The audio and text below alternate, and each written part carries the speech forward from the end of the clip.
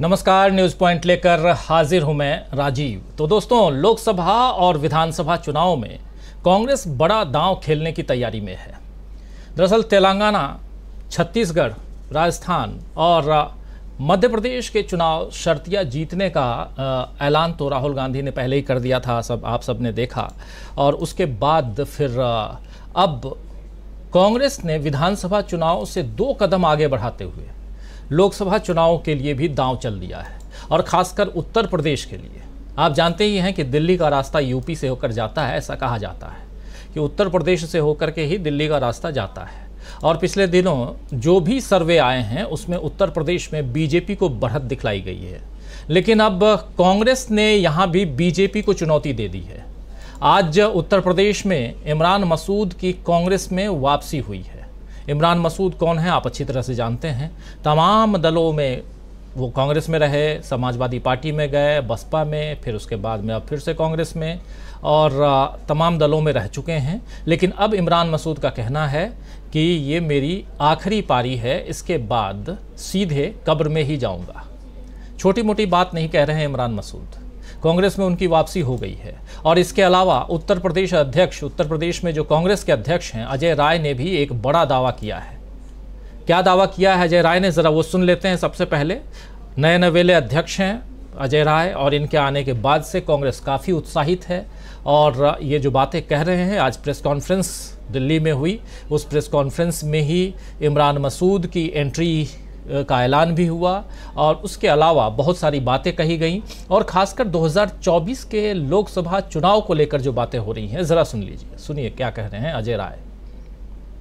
लगातार अमेठी को देख रहे होंगे, और वहाँ की जनमानस, वहाँ के लोग बहुत ही परेशान हैं। आम जनता की आवाज़ है। राहुल जी लगातार वहाँ से सांसद रहे, गांधी परिवार 40 साल वहाँ से सांसद रहा, कभी भी वहाँ पर बनाने का काम किया, बिगाड़ने का काम नहीं किया। बना बनाया अस्पताल गरीबों की मदद कर रहा था, आम लोगों की मदद कर रहा था, उसको अनावश्यक रूप से उसको बंद करा दिया सरकार ने, और पूरी उसके लाइसेंस कैंसिल करा दिया। वो तो मैं माननीय उच्च न्यायालय को धन्यवाद देना चाहूँगा कि उनके आदेश से वो आज चल रहा है, गरीब आदमी का इलाज हो रहा है। कांग्रेस वहाँ हमेशा बनाने का काम क्यों, आम जनता की डिमांड है, क्योंकि राहुल गांधी जी ने कभी झूठ नहीं जनता से बोला, कांग्रेस ने कभी झूठ नहीं बोला। क्या चुनाव के समय क्या कहा आपने देखा होगा स्टेटमेंट स्मृति ईरानी जी का, 13 रुपये किलो चीनी मिलेगा आपको, कमल का बटन दबाओ 13 रुपये किलो चीनी ले लो। ये क्या, वोट केवल जनता को हरमाने के लिए? हम निश्चित तौर से वहाँ की आम जनता आवाज़ है, बम्पर वोट से चुनाव जीतेंगे, आम आदमी की आवाज़ है ये।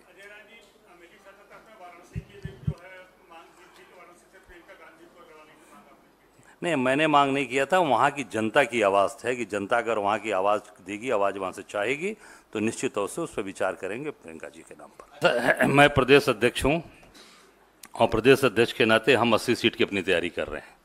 हम 80 सीट पर अपना काम कर रहे हैं, और उस पर निर्णय लेना राष्ट्रीय नेतृत्व का काम है कि गठबंधन में किस सीट कितनी किसके पास जाएगी। प्रदेश अध्यक्ष के नाते मैं पूरे 80 सीट पे पूरी मजबूती से काम कर रहा हूँ। तो आप सुन रहे थे अभी अजय राय को, और उत्तर प्रदेश की 80 सीटों पर कांग्रेस की नज़र है। कह रहे हैं कि हम प्रदेश अध्यक्ष होने के नाते मेरी नज़र जो है 80 सीटों पे है। अब गठबंधन है, चूंकि इंडिया गठबंधन अलायंस में समाजवादी पार्टी है, तो अब वो किसको कौन सी सीट जाएगी वो तो सेकेंडरी है, लेकिन प्राइमरी जो है वो 80 सीटों पर कांग्रेस की नज़र है। टारगेट मुश्किल है दोस्तों, लेकिन राजनीति में तो कुछ भी असंभव नहीं है, हर चीज़ संभव है। आप जानते हैं पॉलिटिक्स में सारी चीज़ें संभव होती हैं, संभावनाओं का खेल ही है पॉलिटिक्स। अभी उत्तर प्रदेश में कांग्रेस कमज़ोर है, लेकिन इसी उत्तर प्रदेश में एक ज़माने में आप जानते हैं कि कांग्रेस का दबदबा हुआ करता था।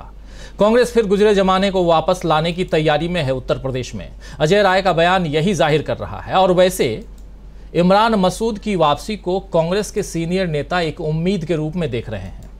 जिस तरह की कोशिश कांग्रेस ने तेलंगाना में की है, और उससे AIMIM परेशान है, यानी असदुद्दीन ओवैसी की पार्टी परेशान है, वो खुद परेशान है, ठीक वैसी ही कोशिश उत्तर प्रदेश में करने की तैयारी में कांग्रेस है। दरअसल कांग्रेस का फोकस उत्तर प्रदेश के मुस्लिम और दलित मतदाताओं पर है। मुस्लिम और दलित पॉकेट्स के नेताओं को कांग्रेस में लाने की कोशिश की जा रही है, कवायद चल रही है। सूत्रों की माने तो उनका कहना है कि चुनाव नज़दीक आने के साथ ही दूसरे दलों के मुस्लिम नेता कांग्रेस की तरफ रुख कर सकते हैं और उसकी शुरुआत हो चुकी है।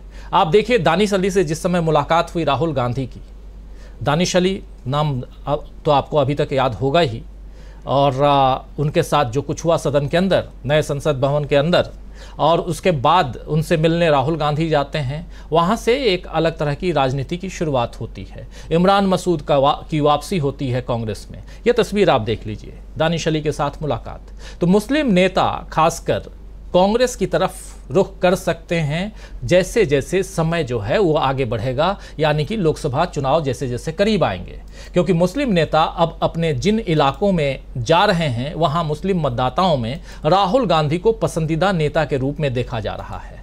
राहुल गांधी इंडिया के फेवरेट नेता तो बन ही रहे हैं। आप जानते हैं कि तमाम नेता, कल भी हम लोग चर्चा कर रहे थे, राहुल गांधी को अपने फेवरेट के रूप में देखने लगे हैं। अब कांग्रेस का पुराना वोटर भी राहुल गांधी के कारण पाला बदलते हुए दिख रहा है। जो लोग कांग्रेस से दूर हो गए थे वो अब वापसी करते हुए दिख रहे हैं। और उधर बीजेपी में हालात जो हैं वो उल्टे पड़े हुए हैं। कहें तो बीजेपी के हालात उल्टे हो गए हैं। वहां नेताओं की नाराजगी मोदी से बढ़ती दिख रही है। कौन कौन है ऐसे? वसुंधरा राजे सिंधिया, उनको देख लिया आपने। वसुंधरा राजे सिंधिया का गुस्सा और आलाकमान से अनबन तो जाहिर ही है, और अब मध्य प्रदेश में भी यही हाल दिख रहा है। अभी डिंडोरी में एक सभा में, मध्य प्रदेश के डिंडोरी में एक सभा में शिवराज सिंह चौहान ने जनता से सवाल किया कि ये सरकार आगे चलना चाहिए कि नहीं, मामा को मुख्यमंत्री बनना चाहिए कि नहीं। ये बात जनता के बीच शिवराज सिंह चौहान जाकर क्यों पूछ रहे हैं, इसके बारे में भी बात करेंगे। लेकिन पहले सुन लेते हैं उनकी जुबानी, शिवराज सिंह की जुबानी क्या कुछ कह रहे हैं, सुनिए। मुझे दिल से ईमानदारी से बताना, मैं कैसी सरकार चला रहा हूं, अच्छी सरकार चला रहा हूं कि बुरी सरकार चला रहा हूं? जोर से बताओ, अच्छी चला रहा हूं कि बुरी सरकार चला रहा हूं? तो ये सरकार आगे चलनी चाहिए कि नहीं? मामा को मुख्यमंत्री बनना चाहिए कि नहीं? मोदी जी को प्रधानमंत्री बनना चाहिए कि नहीं? भाजपा की सरकार फिर से आना चाहिए कि नहीं? तो आओ मेरे बहनों और भाइयों, हम संकल्प करें कि जो हमारा साथ देगा हम उसका साथ देंगे। हालांकि शिवराज सिंह चौहान यहाँ सब तो अपनी बात कर रहे थे, नीचे वाला हाथ उन्होंने बहुत कायदे से लगाया और यहाँ मोदी जी को प्रधानमंत्री बनना चाहिए कि नहीं बनना चाहिए ये बोल रहे थे। हालांकि यहाँ मोदी जी के प्रधानमंत्री का से कोई लेना देना नहीं है, क्योंकि चुनाव यहाँ शिवराज सिंह चौहान के राज्य में और विधानसभा का चुनाव हो रहा है। और उस हिसाब से भी शिवराज सिंह चौहान जो बात पूछ रहे हैं, ये एक पैगाम देने की कोशिश है नरेंद्र मोदी को, जो बार बार मध्य प्रदेश तो जा रहे हैं लेकिन वहाँ शिवराज सिंह चौहान का नाम नहीं ले रहे हैं। मंच पे चौहान साहब खड़े मिलते हैं, बैठे मिलते हैं, लेकिन एक बार भी उद्बोधन में कहीं भी शिवराज सिंह चौहान का नाम नहीं लेना। क्या शिवराज सिंह चौहान को बिल्कुल आउट कर दिया गया है? 2 लिस्ट नहीं बल्कि 3 लिस्ट आ चुकी है कैंडिडेट्स की। पहली लिस्ट 39, दूसरी लिस्ट 39 और तीसरी लिस्ट 1 कैंडिडेट की, लेकिन अभी तक कहीं भी शिवराज सिंह चौहान का नाम नहीं आया है। तो यहाँ शिवराज सिंह चौहान जो सवाल पूछ रहे हैं ये बहुत वाजिब सवाल है और जनता से पूछ रहे हैं कि क्या शिवराज सिंह चौहान को दोबारा सीएम, मामा को दोबारा सीएम बनना चाहिए कि नहीं बनना चाहिए। शिवराज सिंह चौहान को खुद सीएम बनाने की बात जनता से वो खुद कर रहे हैं, छोटी मोटी बात नहीं है। जबकि बीजेपी की टॉप लीडरशिप बोल चुकी है कि अभी सीएम पर कोई फैसला नहीं होगा। मोदी जी तो अपने भाषणों में शिवराज का नाम लेने से ही बच रहे हैं, लेकिन शिवराज सिंह का खुद को सीएम दावेदार बता देना ये इशारा कर रहा है कि मोदी से शिवराज सिंह चौहान 2-2 हाथ करने के लिए तैयार हैं। और दूसरी तरफ इंडिया गठबंधन में एकजुटता है। कांग्रेस में मल्लिकार्जुन खड़गे के नेतृत्व में बदलाव दिख रहा है। राहुल गांधी की मोहब्बत की दुकान हर जगह खुलती नजर आ रही है। मध्य प्रदेश में 150 सीट जीतने का वादा राहुल गांधी पहले कर चुके हैं। जरा वो 150 सुन लेते हैं राहुल गांधी, क्योंकि ये बार बार ये 150 सीट वाली बात बार बार याद दिलाई जाएगी और तब तक जब तक कि चुनाव की घोषणा ना हो जाए। चुनाव की घोषणा ही नहीं बल्कि चुनाव के रिजल्ट की घोषणा ना हो जाए। अभी तो घोषणा चुनाव का ऐलान होना बाकी है, तारीखों का ऐलान होना बाकी है और 2-4 दिनों में उसका भी ऐलान हो जाएगा। हो सकता है कल परसों में हो जाए ऐलान। लेकिन राहुल गांधी कह क्या रहे हैं सुनिए जरा। अभी हमारा डिस्कशन हुआ, लंबा चौड़ा डिस्कशन हुआ और हमारी इंटरनल असेसमेंट है कि 136 मिली कर्नाटक में। हमारा इंटरनल असेसमेंट है कि हमें एमपी में 150 मिलने जा रही है। तो कर्नाटक में जो किया उसको हम रिपीट करने जा रहे हैं। Thank you. सीएम का चेहरा क्या कमलनाथ होंगे मध्य प्रदेश में? भैया 150 सीटें आने वाली है। Thank you. तो राहुल गांधी मौसम देख रहे हैं, और मौसम इसलिए भी क्योंकि मौसम जो है बहुत सुहाना दिखाई दे रहा है कांग्रेस के हिसाब से, कांग्रेस के नज़रिए से, और इसलिए क्योंकि राहुल गांधी कुछ भी एग्जरेट करके नहीं बोलते हैं, बढ़ा चढ़ा कर नहीं बोलते हैं। राहुल गांधी ने कह दिया कि मध्य प्रदेश में इतनी सीटें आएंगी, तो ये मान के चलिए कि कहीं ना कहीं उनके पास उनके जो सोर्सेज हैं वो बहुत तगड़े हैं, क्योंकि वो यही बात कर्नाटक के लिए कह रहे थे। यही बात अभी पिछले दिनों उन्होंने 4 राज्यों के चुनाव की कही है, और ख़ासकर उन्होंने राजस्थान को लेकर कहा है कि वहाँ टफ फाइट है। और टफ फाइट, हालांकि टफ फाइट वाली बात उन्होंने नहीं कही है, लेकिन फिर भी वहाँ जो एज की बात है वो कांग्रेस को ही बताई है राहुल गांधी ने। तो कहीं ना कहीं राहुल गांधी इस बात को समझते हैं कि मध्य प्रदेश कितना आसानी से कांग्रेस जीतने जा रही है। लेकिन जितनी आसानी से राहुल गांधी अपनी बात रख रहे हैं, कांग्रेस की जीत की तरफ बढ़ते कदम को दिखा रहे हैं, कह रहे हैं कि 150 सीट जीतने जा रहे हैं, उतना ही खराब मौसम बीजेपी के लिए दिखाई दे रहा है। और उसमें शिवराज सिंह चौहान को कहना पड़ रहा है कि मामा को दोबारा सीएम बनना चाहिए कि नहीं बनना चाहिए, छोटी मोटी बात नहीं है। और तीसरी तरफ उत्तर प्रदेश का हाल आपने देखा कि उत्तर प्रदेश में बीजेपी को चुनौती देने के लिए कांग्रेस ने अभी से ही कमर कस ली है। और ये बात विधानसभा चुनाव की नहीं हो रही है, उत्तर प्रदेश में लोकसभा चुनाव की हो रही है। और अमेठी से राहुल गांधी को लड़ना चाहिए, ये बात अजय राय कह रहे हैं। सबसे शुरुआत में आपने सुन ली। तो 3 अलग अलग बातें हैं। इन तीनों चीज़ों को अगर एक साथ देखें तो एक सबसे बड़ा जो सवाल यहाँ उठता है कि जो मौसम खराब हो रहा है बीजेपी के लिए, उस खराब मौसम में क्या बीजेपी की नैया किनारे लग पाएगी?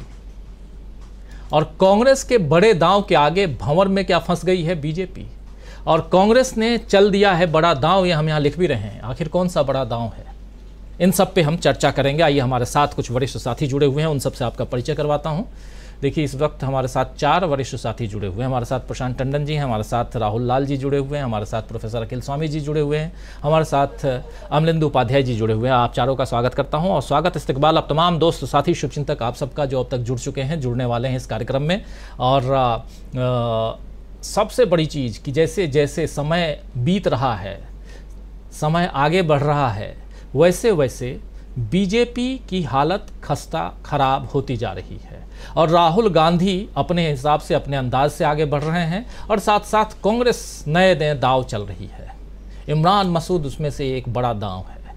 आने वाले समय में क्या और भी बीजेपी ही नहीं बल्कि दूसरे दलों के नेता भी कांग्रेस की तरफ आते हुए नजर आएंगे? तेलंगाना में बीआरएस और बीजेपी के कई नेता कांग्रेस ज्वाइन कर रहे हैं लगातार तेलंगाना में। और तेलंगाना में जैसे जैसे समय आ रहा है नज़दीक, वैसे वैसे कांग्रेस की तैयारियां मजबूती के साथ आगे बढ़ रही है। अब तो डीके शिव कुमार ने अगले 30 दिनों तक डेरा डालने का प्रण ले लिया है, वो भी तेलंगाना में। तो कांग्रेस मजबूती के साथ तेलंगाना में भी पैर पसार रही है। आना चाहता हूँ प्रोफेसर अखिल स्वामी जी आपके पास। स्वामी जी, कैसे आप देखते हैं कांग्रेस के दांव को, और खासकर उत्तर प्रदेश से लेकर तेलंगाना तक? देखिए राजीव जी, मैं कई बार ये निवेदन कर चुका हूं कि मैंने अपने जीवन भर स्ट्रेटेजिक मैनेजमेंट पढ़ाया। तो किसी ने मुझसे ये पूछा कि पिछले 9 साल के अपने अनुभवों के आधार पे बताइए कि स्ट्रेटेजिक मैनेजमेंट क्या कहता है। तो मेरे को ये महसूस हुआ कि किताबों को छोड़िए, किताबी नॉलेज को छोड़िए, जो राहुल गांधी कर रहे हैं वो स्ट्रेटेजी है। और स्ट्रेटेजिक मैनेजमेंट में वो नहीं करना चाहिए जो मोदी जी कर रहे हैं। आपको 2-3 घटनाएं मैं राजीव जी बताता हूं। राजस्थान के अंदर एक बहुत बड़े नेता जो विपक्षी दल हैं, विपक्षी दल के नेता हैं, वो वसुंधरा जी के यहां मिलने चले गए। किसी भी दल के लिए बड़ी खुशी की बात होती है कि उनके जो अलग अलग गुट हैं एक दूसरे से मिल रहे हैं। आपको आश्चर्य होगा, 10 मिनट के अंदर उस विपक्षी नेता के पास फोन आ गया कि तुम वसुंधरा राजे क्या कर रहे हो, तुरंत वहां से निकल लो। ये दिखा रहा है बीजेपी के अंदर कितनी बड़ी फूट है। और देखिए, ये कहा जाता है कि बीजेपी जो है बहुत संगठित पार्टी है और वेल ऑयल्ड मशीनरी है। एक और घटना बताता हूं, जयपुर के अंदर अपने जो राजस्थान के कॉरेस्पॉन्डेंट्स हैं उनसे पता चलाइएगा, जयपुर के अंदर जितने 3 व्हीलर्स हैं उनमें उन्होंने बीजेपी के बड़े बड़े नेताओं के पोस्टर्स लगाए और फोटोग्राफ लगाए, और जो उनके प्रदेश के अध्यक्ष सीपू जोशी हैं उनके बजाय कांग्रेस के जो लोकसभा के सभापति हैं सीपी जोशी, उनके फोटो लगा दिए। आप देखिए, ये होती है राजनीतिक रणनीतिक कुशलता और एक प्रकार की अकर्मण्यता और किस प्रकार के स्ट्रेटेजिक फेल्योर्स हैं। देखिए, आज के तारीख में वास्तविकता में जो इंडिया गठबंधन कर रहा है, इंडिया गठबंधन मैसेज क्या था? आपने अजय राय का संदर्भ लिया, अजय राय की बात सुनाई। देखिए राजीव जी, समझिए, कांग्रेस का उत्तर प्रदेश के हर गांव के अंदर 10-15 आदमी ऐसे हैं जो कि सो गए थे, या तो वो बिल्कुल घर बैठ गए थे या उन्होंने बीजेपी ज्वाइन कर ली थी, लेकिन मूलतः वो कांग्रेसी हैं। अब देखिए रणनीति क्या है। रणनीति यह है कि 80 सीटों पे अगर कांग्रेस को सरवाइव और रिवाइव किया जाएगा तो ये जो गांव-गांव में सोता हुआ कार्यकर्ता है ये जग जाएगा, और जो बीजेपी में चला गया है वो वापस आ जाएगा जी। और उसके बाद जब वापस आएगा, इसका मतलब बीजेपी का वोट घटेगा और कांग्रेस का वोट बढ़ेगा। और जब ये सीट डिसाइड होगी कि इंडिया अलायंस की कौन सी पार्टी कौन सी सीट लड़ेगी, क्योंकि आज की तारीख में जो लड़ाई है, राजनीतिक लड़ाई है राजीव जी, ये पिछले इलेक्शन से अलग है। पहले ये हुआ करता था कि हमें इसे हराना है या इसे जिताना है। अब ये केवल देखिए, आज की तारीख में जो फेंस सीटर्स हैं वो पहले 30% हुआ करते थे, अब 2% से ज्यादा नहीं है। किसी भी आदमी से आप बात कीजिएगा व्यक्तिगत तौर पे, या तो मोदी का अंधभक्त है या मोदी जी का विरोधी है जी। तो इसका मतलब यह है वर्टिकल स्प्लिट है, 65-35 की आज की तारीख में वर्टिकल स्प्लिट है। और जब तक चुनाव पास आएंगे ये वर्टिकल स्प्लिट घट के 25 की हो जाएगी और बढ़ के 75 की हो जाएगी, माने 75-25 की स्प्लिट हो जाएगी। क्योंकि आज की तारीख में फेंस हिटर्स नहीं है, या तो मोदी जी को मानने वाले हैं, और मोदी जी को भी जो मानने वाले हैं आज की तारीख में ये तभी तक हैं जब तक चुनाव घोषित नहीं हो रहे हैं। चुनाव आयुक्त ने मुख्य चुनाव आयुक्त में पहली प्रेस कॉन्फ्रेंस में जो आपने सुना, उन्होंने ये स्पष्ट कर दिया कि उनको भी ये आभास हो गया है कि जमीन के नीचे चुनावी स्पंदन क्या हो रहा है। और उन्होंने कहा कि इस बार शायद उनको ऐसा प्रेरणा मिली है कि मुझे TN शेषन का उदाहरण पेश करना है, एक निष्पक्ष चुनाव कराने हैं। इसलिए जो एक भावना लोगों के बीच में जम गई थी कि EVM के मामले में धांधली होगी, मुझे ऐसा लगता है चुनाव आयोग इस बार, क्योंकि उसको समझ में आ गया है कि जनता का जो एक प्रकार का प्रतिरोध है वो इतना ज्यादा बढ़ चुका है कि हर पार्लियामेंट सीट में 20-25 हजार वोट की हेराफेरी से जीत हार नहीं होगी, लाखों वोटों की जीत से 2-2, 3-3 लाख वोटों की जीत हार होगी। और इतना ज्यादा संगठित, क्योंकि देखिए जो इंडिया अलायंस की पार्टीज हैं, चाहे समाजवादी पार्टी हो, चाहे कांग्रेस हो, चाहे कोई भी पार्टी या राष्ट्रीय लोकदल हो, इनके कार्यकर्ताओं के आपसी समन्वयन से ऑर्गेनाइजेशनल इंटेग्रिटी भी बढ़ रही है, फाइनेंशियल भी कोहेशन बढ़ रहा है, और उसका प्रतिरोध करना किसी भी दल के लिए जो अकेला पड़ गया है संभव राजीव जी नहीं है। जी बिल्कुल बिल्कुल, ये अकेला अगर पड़ गया है तो संभव नहीं है। और यहाँ अलग अलग राज्यों की हम बात कर रहे हैं और उसमें जो डेवलपमेंट है कांग्रेस के अंदर उसकी भी बात हम कर रहे हैं। इमरान मसूद का कांग्रेस में आना ये क्या मायने रखता है, उत्तर प्रदेश पर कांग्रेस कैसे फोकस कर रही है। अलग अलग राज्यों की बात हो रही है, विधानसभा चुनाव की बात हो रही है, लेकिन साथ में कांग्रेस का इतना ज़्यादा जोर, इतना फोकस उत्तर प्रदेश पे क्यों है, ये समझने की ज़रूरत यहाँ है। लेकिन अभी थोड़ी देर पहले एक पिक्चर देख रहे थे हम स्क्रीन पे कमलनाथ जी का, ज़रा उस कमलनाथ जी के इस बाइट को सुनाइए, कह क्या रहे हैं ज़रा सुन लेते हैं, और फिर सीधे आएंगे प्रशांत टंडन जी के पास और उनसे समझेंगे कि उत्तर प्रदेश क्यों फोकस में है कांग्रेस के। लेकिन पहले सुनते हैं कमलनाथ जी को। हमारी सेंट्रल इलेक्शन कमेटी की बैठक हुई है, हमने बहुत सारे नामों पर चर्चा करी है, अभी कोई फैसला नहीं हुआ और ये फैसला अगले 6-7 दिन में हम करेंगे। पर लगभग हमने 140 सीटों पर 130-40 सीटों पर चर्चा हुई है और सबके सुझाव सुन लिए। सबके सुझाव सुन के अब फिर से हम बैठक बुलाएंगे और फैसला करेंगे। अभी 4-5 दिन तो लगेंगे, क्योंकि सीटों पर चर्चा होगी सर, लगभग 140 सीटों पर।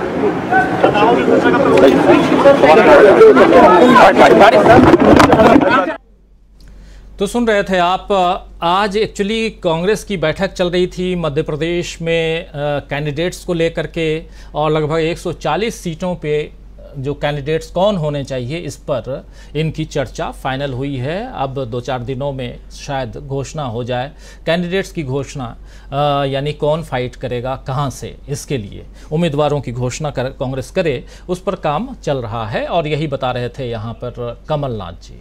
आना चाहता हूँ प्रशांत टंडन जी आपके पास। प्रशांत जी, 5 राज्यों के चुनाव, शोर ज़्यादा 4 राज्यों का है, और उसमें भी मध्य प्रदेश सबसे आगे है। मामा जी की बात अभी आप सुन लिए, कह रहे हैं कि मामा जी को मुख्यमंत्री बनना चाहिए कि नहीं बनना चाहिए। ये सवाल जो कर रहे थे वो, ये सवाल किससे कर रहे थे?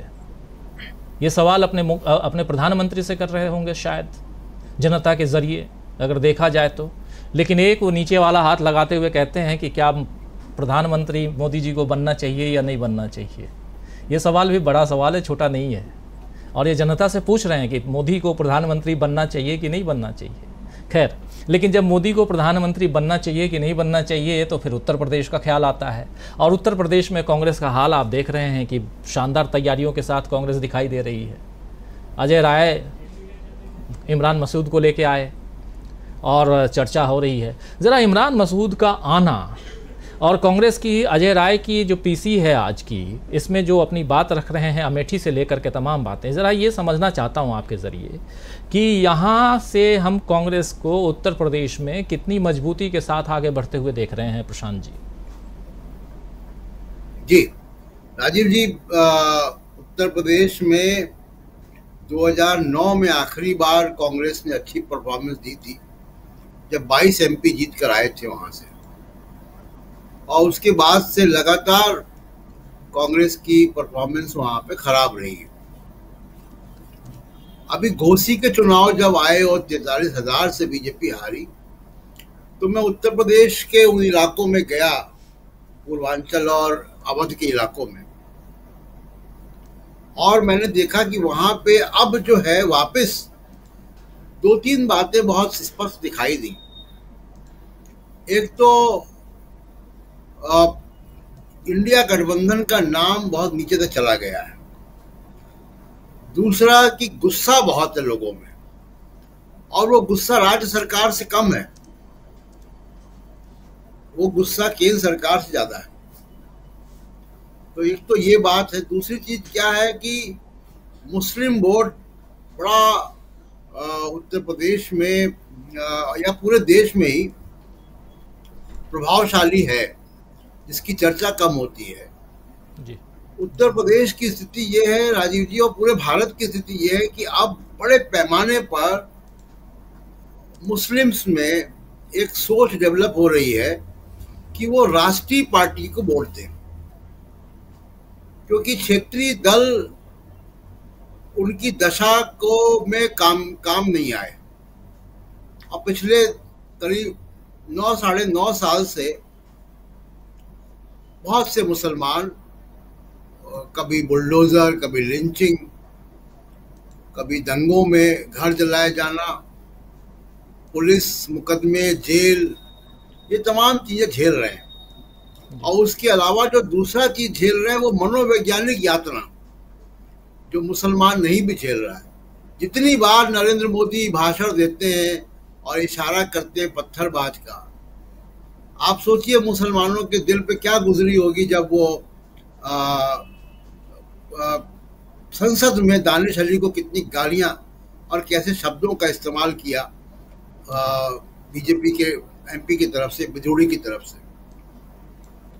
तो मुसलमान बहुत मानसिक यातना बड़े पैमाने पर झेल रहा है, चाहे वो ट्रेन पे मारने वाला जो है वो जवान हो आरपीएफ का या कहीं भी। तो इस तरीके के माहौल में जब मुसलमान रह रहा है और क्षेत्रीय पार्टियां उसकी मदद नहीं कर पाई। कौन गया पहले इसके दानिश अली के यहाँ? राहुल गांधी गए, कभी भी ऐसा कुछ होता है तो राहुल गांधी का बयान आता है, वो लोग मिलने जाते हैं। तो इस चीज को रीथिंकिंग है मुसलमान में, ये मैंने महसूस किया। और मैं बहुत समय से इस बात को कह रहा हूं कि मुस्लिम समाज में बड़ी जबरदस्त तरीके से रीथिंकिंग है, और वो इतनी स्ट्रांग है कि तमाम सारे लोग जो अपने आप को मुसलमानों का नेता क्लेम करते हैं, उनकी भी नहीं सुनी जाती है। मैं एक मिसाल दे देता हूं।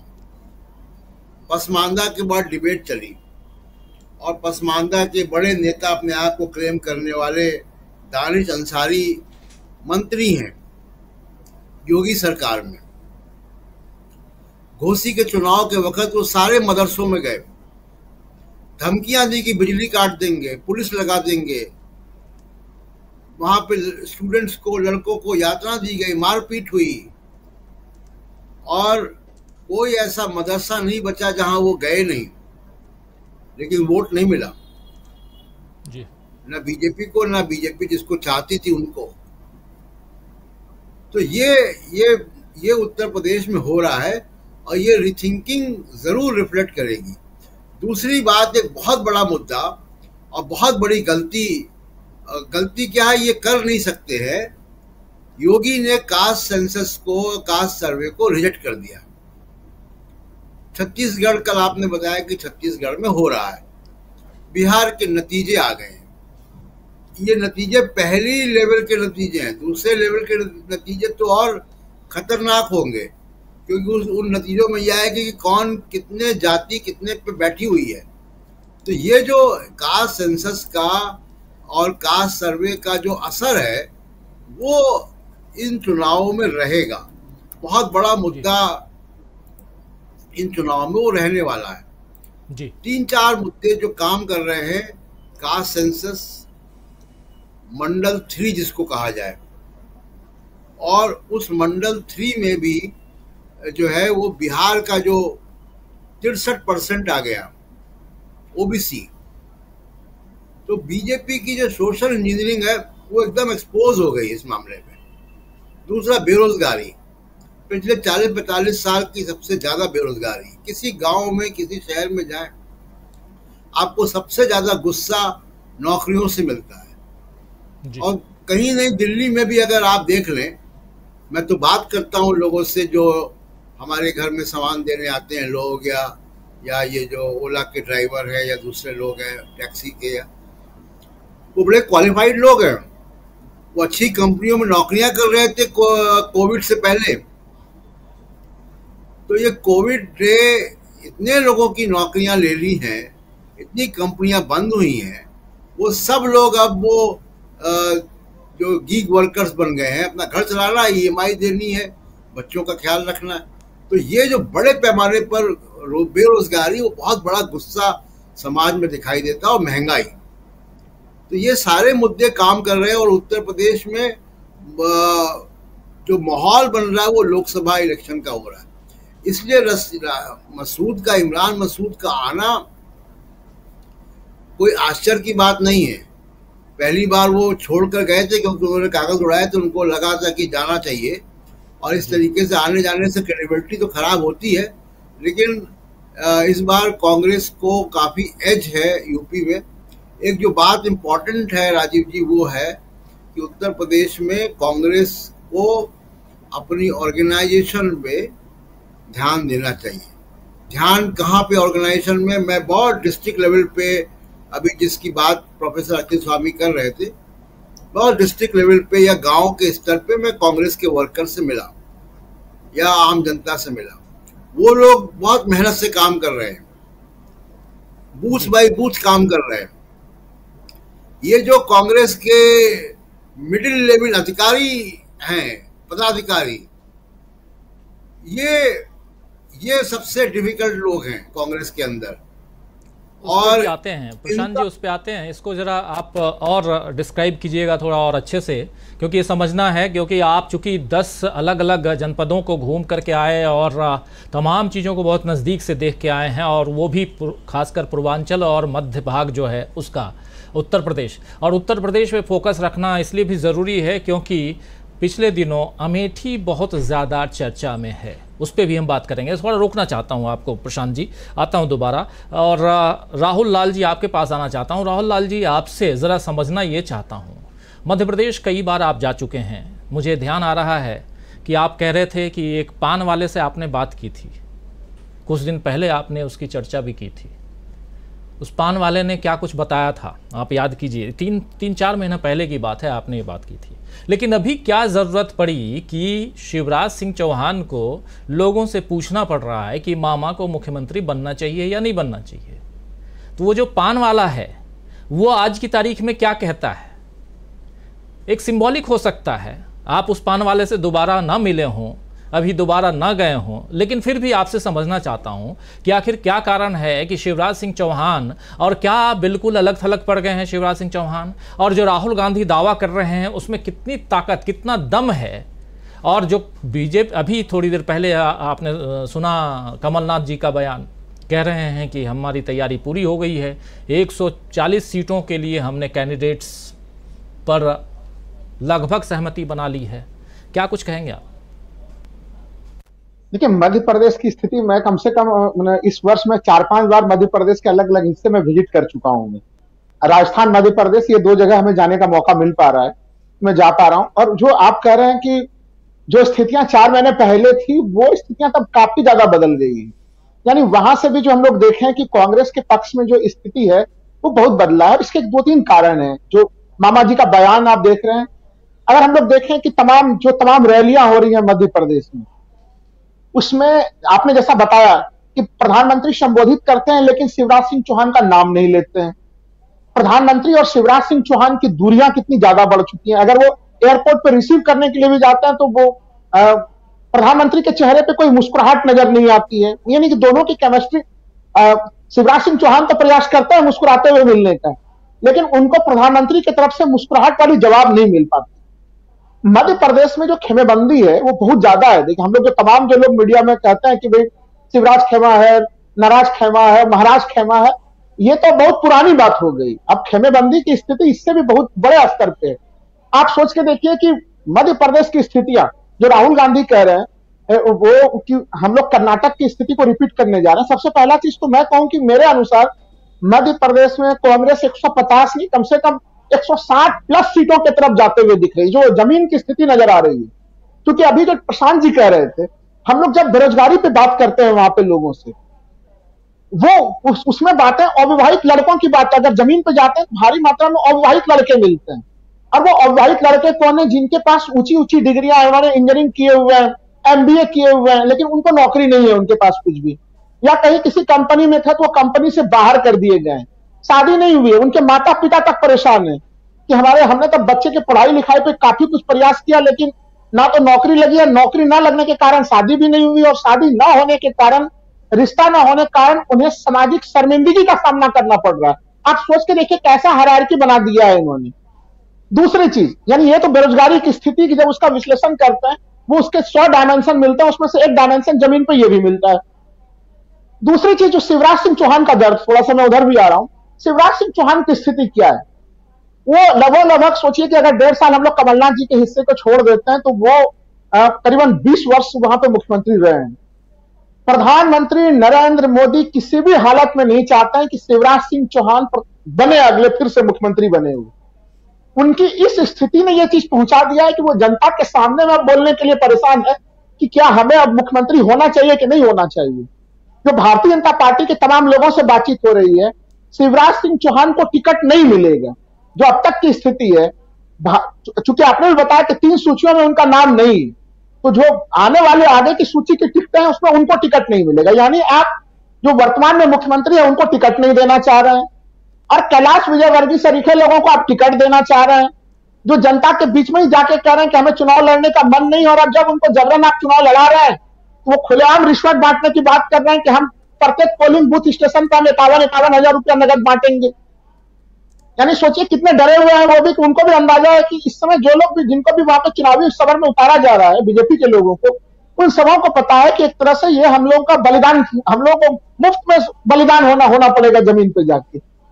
मध्य प्रदेश में बीजेपी के कई बड़े एक तरह से नेताओं ने ऑफ द रिकॉर्ड स्वीकार किया है कि हमारी जमीनी स्थिति सही नहीं। और आपको याद होगा कि आपके डिबेट में जब भारत जोड़ो यात्रा संपन्न हुई थी, तब सबसे पहले मैंने आपके यहां पे कहा था कि बीजेपी ने आंतरिक सर्वे कराया है भारत जोड़ो यात्रा के बाद, और उसमें उन्होंने पाया है कि मध्य प्रदेश में बीजेपी की स्थिति काफी खराब है। उसके 2-3 महीने बाद वो रिपोर्ट हर तरफ चर्चा का विषय बनी, उसमें तक वो ज्यादा चर्चा का विषय नहीं था। वो यानी वो जो वहां से जो बीजेपी का जो एक डाउनफॉल की स्थिति आई है मध्य प्रदेश में, वो उससे आगे उबर नहीं पाई है। आप सोच के देखिए कि अभी बेरोजगारी का मामला इनके पास है, महंगाई का मामला इनके पास है, जिस तरह से कास्ट सेंसस के मामले अभी उसको कांग्रेस उठा रही है मजबूत ढंग से, वैसे स्थिति में ओबीसी के लोग जरूर सोच रहे हैं। आदिवासी समुदाय के भीतर एक बड़ी नाराजगी है। मैं विशेषकर मैं मध्य प्रदेश और राजस्थान दोनों के संदर्भ में कह सकता हूं कि विपक्ष ने जिस तरह से हमारे महामहिम का मामला उठाया था संसद भवन के उद्घाटन के संदर्भ में, कि उद्घाटन के संदर्भ में भी महामहिम की उपस्थिति नहीं थी, या फिर जब संसद में एक तरह से स्थानांतरण हो रहा था पुराने संसद से नए संसद की तरफ, तब भी महामहिम की उपस्थिति नहीं थी वहां पे। तो ये तो इसको एक आदिवासी समुदाय खुद मान रहा है कि आदिवासी समुदाय की राष्ट्रपति, पहली महिला राष्ट्रपति जिसका भारतीय जनता पार्टी डंका पीटती है, उनकी क्या स्थिति है। तो वो उस वर्ग में भी नाराजगी है। तो जनता के बीच में अलग नाराजगी है। नेताओं में आप सोचिए कि आप नरेंद्र सिंह तोमर को लेके आ गए, लोग सवाल पूछ रहे हैं, सब लोग सारे के सारे लोग सवाल पूछ रहे हैं। फिर तोमर जी जब किसानों को नहीं समझा पाए, जब बैठ के, भाई प्रधानमंत्री जी का बयान तो याद है हम सबों को, प्रधानमंत्री जी ने बोला था कि वो दीपक के लॉ से भी पवित्र किसान 3 कृषि कानून है, हम समझा नहीं पाए। किसको समझाने की जिम्मेदारी दी थी उन्होंने? नरेंद्र सिंह तोमर जी को समझाने की जिम्मेदारी दी थी। तो जब वो 11 महीने में किसानों को नहीं समझा पाए, मध्य प्रदेश की स्थिति तो और भी बुरी हालत है, जहां पे कि हवा फिजा सब कुछ राहुल गांधी के पक्ष में है। वहां पे वो जनता को कैसे समझा देंगे कि आप फिर से हमें वापस लाइए? क्योंकि जो भ्रष्टाचार और करप्शन के मामले जो हम लोगों ने कर्नाटक में देखा, वो तो 40% वाली कमीशन सरकार के आरोप लगे वहां पे। मध्य प्रदेश में तो वो 10% में, उसमें और इजाफा है, वो 50% पे जा चुका है। तो देखिए, ना तो हिंदुत्व का कार्ड है वहां पे, ना जो है कि पार्टी में जो भारतीय जनता पार्टी संगठित नहीं है। प्रधानमंत्री मोदी जी का जो भी उनकी मजबूरी हो, उन्होंने देखिए स्पष्ट कर दिया है तीनों राज्यों को लेके कि हमारे तीनों राज्यों में हमारा चेहरा जो है वो कमली होगा, हमारा चेहरा कोई व्यक्ति विशेष नहीं होगा। तो स्पष्ट है कि वो कहीं से भी वो किसी भी रूप में एक तरह से मामा जी को स्वीकार करने के लिए तैयार नहीं। तो मामा जी फिर पूरी ताकत और एनर्जी किसके लिए लगाएंगे? वो किसी दूसरे के लिए, मुख्यमंत्री को पद पर बैठाने के लिए वो एनर्जी तो लगाएंगे नहीं वो। तो मध्य प्रदेश में भारतीय जनता पार्टी बहुत ही ज्यादा अपने अंदरूनी खींचातानी में फंसी है, और जनता के सामने में एंटी इनकम्बेंसी फैक्टर काफी हाई है। हमें लग रहा है कि बीजेपी में जिन चाणक्य कहे जाते हैं अमित शाह जी, उनको अब जरूर पछतावा हो रहा होगा कि जब पूरा देश कोरोना की तरफ अग्रसर था, मध्य प्रदेश में सत्ता के लिए उन्होंने लॉकडाउन तक को थोड़ा रोक दिया था उस जमाने में 2020 में। उस स्थिति में जो वो गलत निर्णय लिया, वो गलत निर्णय उन्हें अब लोकतंत्र का वो अपहरण सबसे भारी पड़ने जा रहा है। जनता बहुत ही मुंहतोड़ जवाब उन्हें मध्य प्रदेश में देने जा रही। बिल्कुल बिल्कुल, मध्य प्रदेश की बात हम कर रहे हैं, लेकिन कैसे कैसे जो समय का चक्र है कैसे आगे बढ़ता है और कैसे चीज़ें परिवर्तित नज़र आती हैं, उसकी कुछ वानगी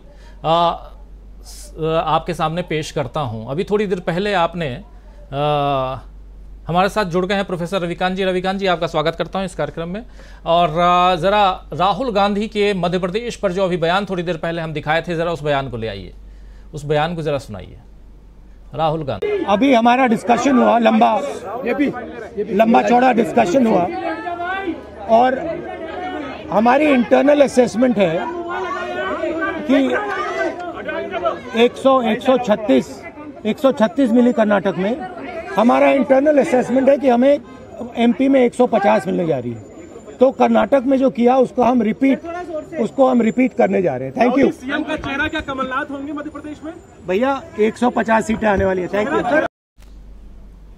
ये 3 महीना पहले राहुल गांधी ने 150 सीटें कही थी, और अभी राहुल लाल जी कह रहे हैं हमारे साथी कि 160 सीटें आ सकती हैं आज की तारीख में कांग्रेस पार्टी को। लेकिन दूसरी तरफ कांग्रेस पार्टी क्या तैयारियां कर रही है, अभी अभी आपने सुना था। जरा कमलनाथ जी को भी ले आइए। कमलनाथ जी, अभी हमारा डिस्कशन हुआ लंबा आराम से। हमारी सेंट्रल इलेक्शन कमेटी की बैठक हुई है, हमने बहुत सारे नामों पर चर्चा करी है। अभी कोई फैसला नहीं हुआ और ये फैसला अगले 6-7 दिन में हम करेंगे। पर लगभग हमने 140 सीटों पर 130-40 सीटों पर चर्चा हुई है और सबके सुझाव सुन लिए। सबके सुझाव सुन के अब फिर से हम बैठक बुलाएंगे और फैसला करेंगे।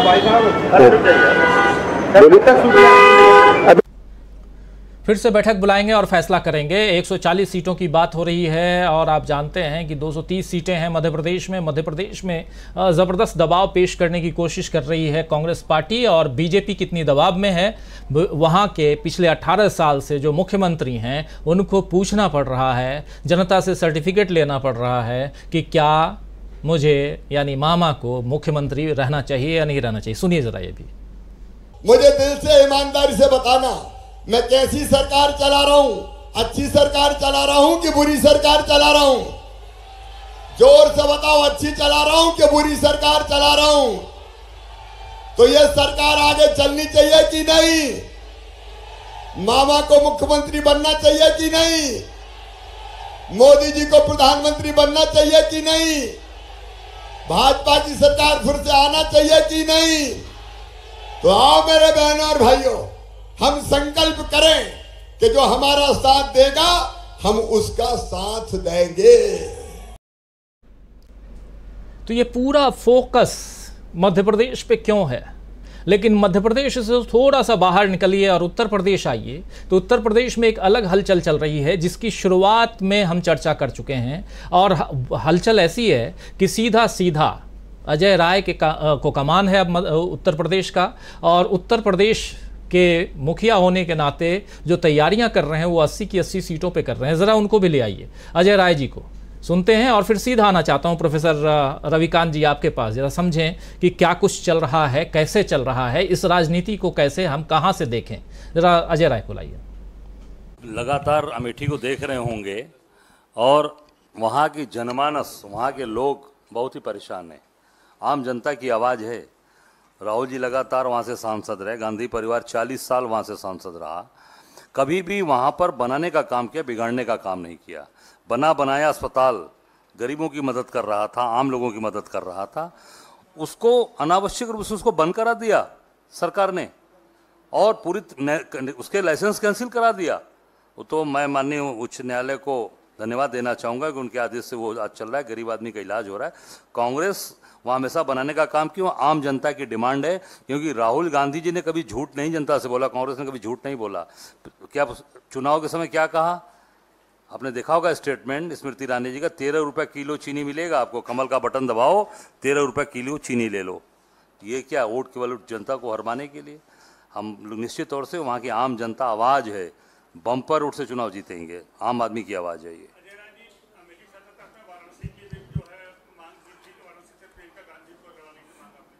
नहीं, मैंने मांग नहीं किया था, वहाँ की जनता की आवाज़ है कि जनता अगर वहाँ की आवाज़ देगी, आवाज़ वहाँ से चाहेगी तो निश्चित तौर से उस पर विचार करेंगे प्रियंका जी के नाम पर। मैं प्रदेश अध्यक्ष हूँ और प्रदेश अध्यक्ष के नाते हम 80 सीट की अपनी तैयारी कर रहे हैं। हम 80 सीट पर अपना काम कर रहे हैं और उस पर निर्णय लेना राष्ट्रीय नेतृत्व का काम है कि गठबंधन में किस सीट कितनी किसके पास जाएगी। प्रदेश अध्यक्ष के नाते मैं पूरे 80 सीट पे पूरी मजबूती से काम कर रहा हूँ। प्रियंका गांधी के बारे में इन्होंने कहा था कि वाराणसी से जहां से प्रधानमंत्री नरेंद्र मोदी सांसद हैं उनके सामने प्रियंका गांधी को खड़ा करना, उससे उस सवाल का जवाब भी इन्होंने दिया। अमेठी की बात कर ही रहे थे, अमेठी में संजय गांधी अस्पताल को लेकर के जो पिछले दिनों हुआ है वो चर्चा। और 80 सीटों पर हम प्रदेश अध्यक्ष हैं और इस हिसाब से 80 सीटों के लिए तैयारी चल रही है। तो एक तरफ उत्तर प्रदेश और दूसरी तरफ मध्य प्रदेश। उत्तर प्रदेश और मध्य प्रदेश लगा भी है, टेरिटरी वाइज अगर देखिए तो बहुत सारा पार्ट, खासकर झांसी वाला जो पार्ट है वो लगा हुआ पार्ट है और बहुत कुछ एक दूसरे को साझा भी करते हैं ये लोग, संस्कृति भी साझा करते हैं एरिया वाइज। लेकिन ज़रा समझें प्रोफेसर रविकांत जी कि एक तरफ वहाँ के मुख्यमंत्री, मध्य प्रदेश के मुख्यमंत्री कह रहे हैं कि मामा को रहना चाहिए कि नहीं रहना चाहिए, और दूसरी तरफ उत्तर प्रदेश में तैयारी चल रही है कांग्रेस पार्टी की ज़बरदस्त। आप चूंकि उत्तर प्रदेश है उसमें भी लखनऊ में हैं, उस हिसाब से भी समझना चाहता हूं आपसे कि चल क्या रहा है और लखनऊ से मध्य प्रदेश की राजधानी भोपाल को कैसे आप देख रहे हैं? क्या कुछ नजर आ रहा है आपको? हमारे साथी राहुल लाल जी कह रहे हैं कि 150 राहुल गांधी 3 महीना पहले कह रहे थे, लेकिन अब 160 सीटें ला रही है कांग्रेस पार्टी मध्य प्रदेश में। कांग्रेस का नहीं, मैं पहले शिवराज सिंह चौहान ने जो कहा है उसका अगर पोस्टमार्टम किया जाए तो उससे बगावत की बू आती है। और वसुंधरा राजे के बाद मुझे लगता है कि शिवराज सिंह चौहान ने सीधे तौर पर चुनौती पेश कर दी। वो जो अंतिम वाक्य आपने जो सुनवाया यहाँ की, जो मेरा साथ देगा हम उसका साथ। रविकांत जी चलिए एक और बाइट सुना देता हूँ, एक और सुन लेते हैं शिवराज जी का। तो आप जो बात कह रहे हैं थोड़ा और पुख्ता बात हो जाएगी, सुनिए जरा क्या कह रहे हैं। ऐसा भैया मिलेगा नहीं, जब मैं चला जाऊंगा तब याद आऊंगा तुम्हें। ऐसा भैया मिलेगा नहीं, जब मैं चला जाऊंगा तब याद आऊंगा तुम्हें। ऐसा भैया मिलेगा नहीं, जब मैं चला जाऊंगा तब याद आऊंगा तुम्हें। मैंने ऐसा भैया मिलेगा नहीं, जब मैं चला जाऊंगा तब याद आऊंगा तुम्हें। मैंने मध्य प्रदेश में राजनीति ऐसा भैया मिलेगा नहीं, जब मैं चला जाऊंगा तब याद आऊंगा। लाडली बहना के लिए कह रहे हैं शिवराज सिंह चौहान कि आप लोगों को, बहनों आप लोगों के लिए को ऐसा भैया नहीं मिलेगा, अगर चला गया तो बहुत याद आऊंगा। यानी कि अपनी विदाई भाषण दे रहे हैं, क्या ये माना जाए शिवराज सिंह चौहान हर जगह? रविकांत जी अपना विदाई भाषण तो है ही, आगे की भी तैयारी है कि अगर हमारा साथ नहीं तो फिर हम भी नहीं देंगे। ये भी खुला ऐलान है नरेंद्र मोदी के लिए। वो मध्य प्रदेश जहां 50% से ज्यादा ओबीसी की आबादी है और शिवराज सिंह चौहान अति पिछड़ा समाज से आते हैं। भारतीय जनता पार्टी इस बात को जानती है कि अगर ओबीसी उसका निकलता है तो किसी भी सूरत में वो कांग्रेस के सामने नहीं टिक सकती है। इसलिए लगातार वहां देखिए कि 3 मुख्यमंत्री और तीनों ओबीसी समाज से। लेकिन शिवराज सिंह चौहान के साथ और नरेंद्र मोदी के सामने दिक्कत ये है कि अगर पॉलिटिकल करियर देखा जाए तो शिवराज सिंह चौहान का बड़ा है। मुख्यमंत्री लंबे समय से हैं वो। शिवराज सिंह चौहान शायद भाजपा के सबसे लंबे समय तक रहने वाले मुख्यमंत्री हैं और अगर उन्हें हटाने की कोशिश नरेंद्र मोदी ने की, जो संकेत मिला है उनको, इसीलिए उन्होंने खुला ऐलान कर दिया और चुनौती दे दी है। लेकिन इसमें कोई दो राय नहीं है कि जो 18 साल की एंटी इनकम्बेंसी है बीजेपी की, उसमें घनघोर भ्रष्टाचार। आप वो उस घोटाले को याद कीजिए जिसमें तमाम हत्याएं तक हुई हैं, लोगों ने आत्महत्याएं की हैं। और अब मध्य प्रदेश की जमीन पर राहुल गांधी हो, प्रियंका गांधी हो, कमलनाथ हो, दिग्विजय सिंह हो, जीतू पटवारी हो, इन लोगों की आप भीड़ में देखिए, अजीब उत्साह, अति उत्साह और बदलती हुई जमीन दिखाई पड़ रही। तो अगर राहुल जी इस बात को कह रहे हैं कि 150 नहीं 160, तो उनकी बात को हम लोग बहुत पुख्ता मान सकते हैं। रही बात उत्तर प्रदेश की, यही तो ले दे के बचा है बीजेपी के पास। 3-4 स्टेट हैं जहां वो अपनी नैया पार लगाना चाहते हैं, उत्तराखंड, उत्तर प्रदेश, असम और गुजरात। बाकी तो सब जगह फंसे हुए हैं। उत्तर प्रदेश में नरेंद्र मोदी और बीजेपी की जो सरकार है वो यहाँ मिशन 80 पर काम कर रही है। सपने देखना और हौसले रखना ये तो अच्छी बात है, राजनीति में हो या सामान्य जीवन में भी। लेकिन अभी जो इंडिया अलायंस की घेरेबंदी होने जा रही है, आज ही जो खबर मुझे मिली है, समाजवादी पार्टी की तरफ से ऑफर हुआ है नीतीश कुमार को कि वो फूलपुर से चुनाव लड़े। और फूलपुर वो लोकसभा सीट है जहां जवाहरलाल नेहरू लगातार 3 बार चुने गए, फिर विजय लक्ष्मी पंडित। तो वो सीट नेहरू परिवार की और प्रधानमंत्री इंदिरा गांधी भी वहां से चुनाव लड़ चुकी है। नीतीश कुमार वहां से लड़ेंगे और वो सीट एक तरफ पूर्वांचल से जुड़ती है और दूसरी तरफ बुंदेलखंड से जुड़ती है। उत्तर प्रदेश में 5 से 6% कुर्मी वोट है। हो सकता है ज्यादा ही हो, लेकिन इससे कम नहीं है। जो बीजेपी के साथ अभी आधा कम से कम जुड़ा हुआ है, और जैसे ही नीतीश कुमार उत्तर प्रदेश में आते हैं वो वोट बैंक बीजेपी का खिसकेगा।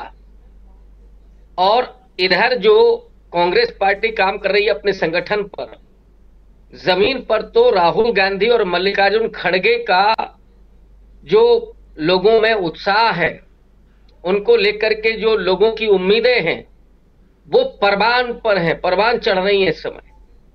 अति लोकप्रियता राहुल गांधी की, तो जिन लोगों ने करोड़ों रुपए खर्च करके राहुल गांधी की इमेज को खराब किया था, राहुल गांधी ने पिछले 1.5 साल का ही अगर हम लोग ध्यान दें तो उस पानी को, उस पैसे को पानी में तब्दील कर दिया है।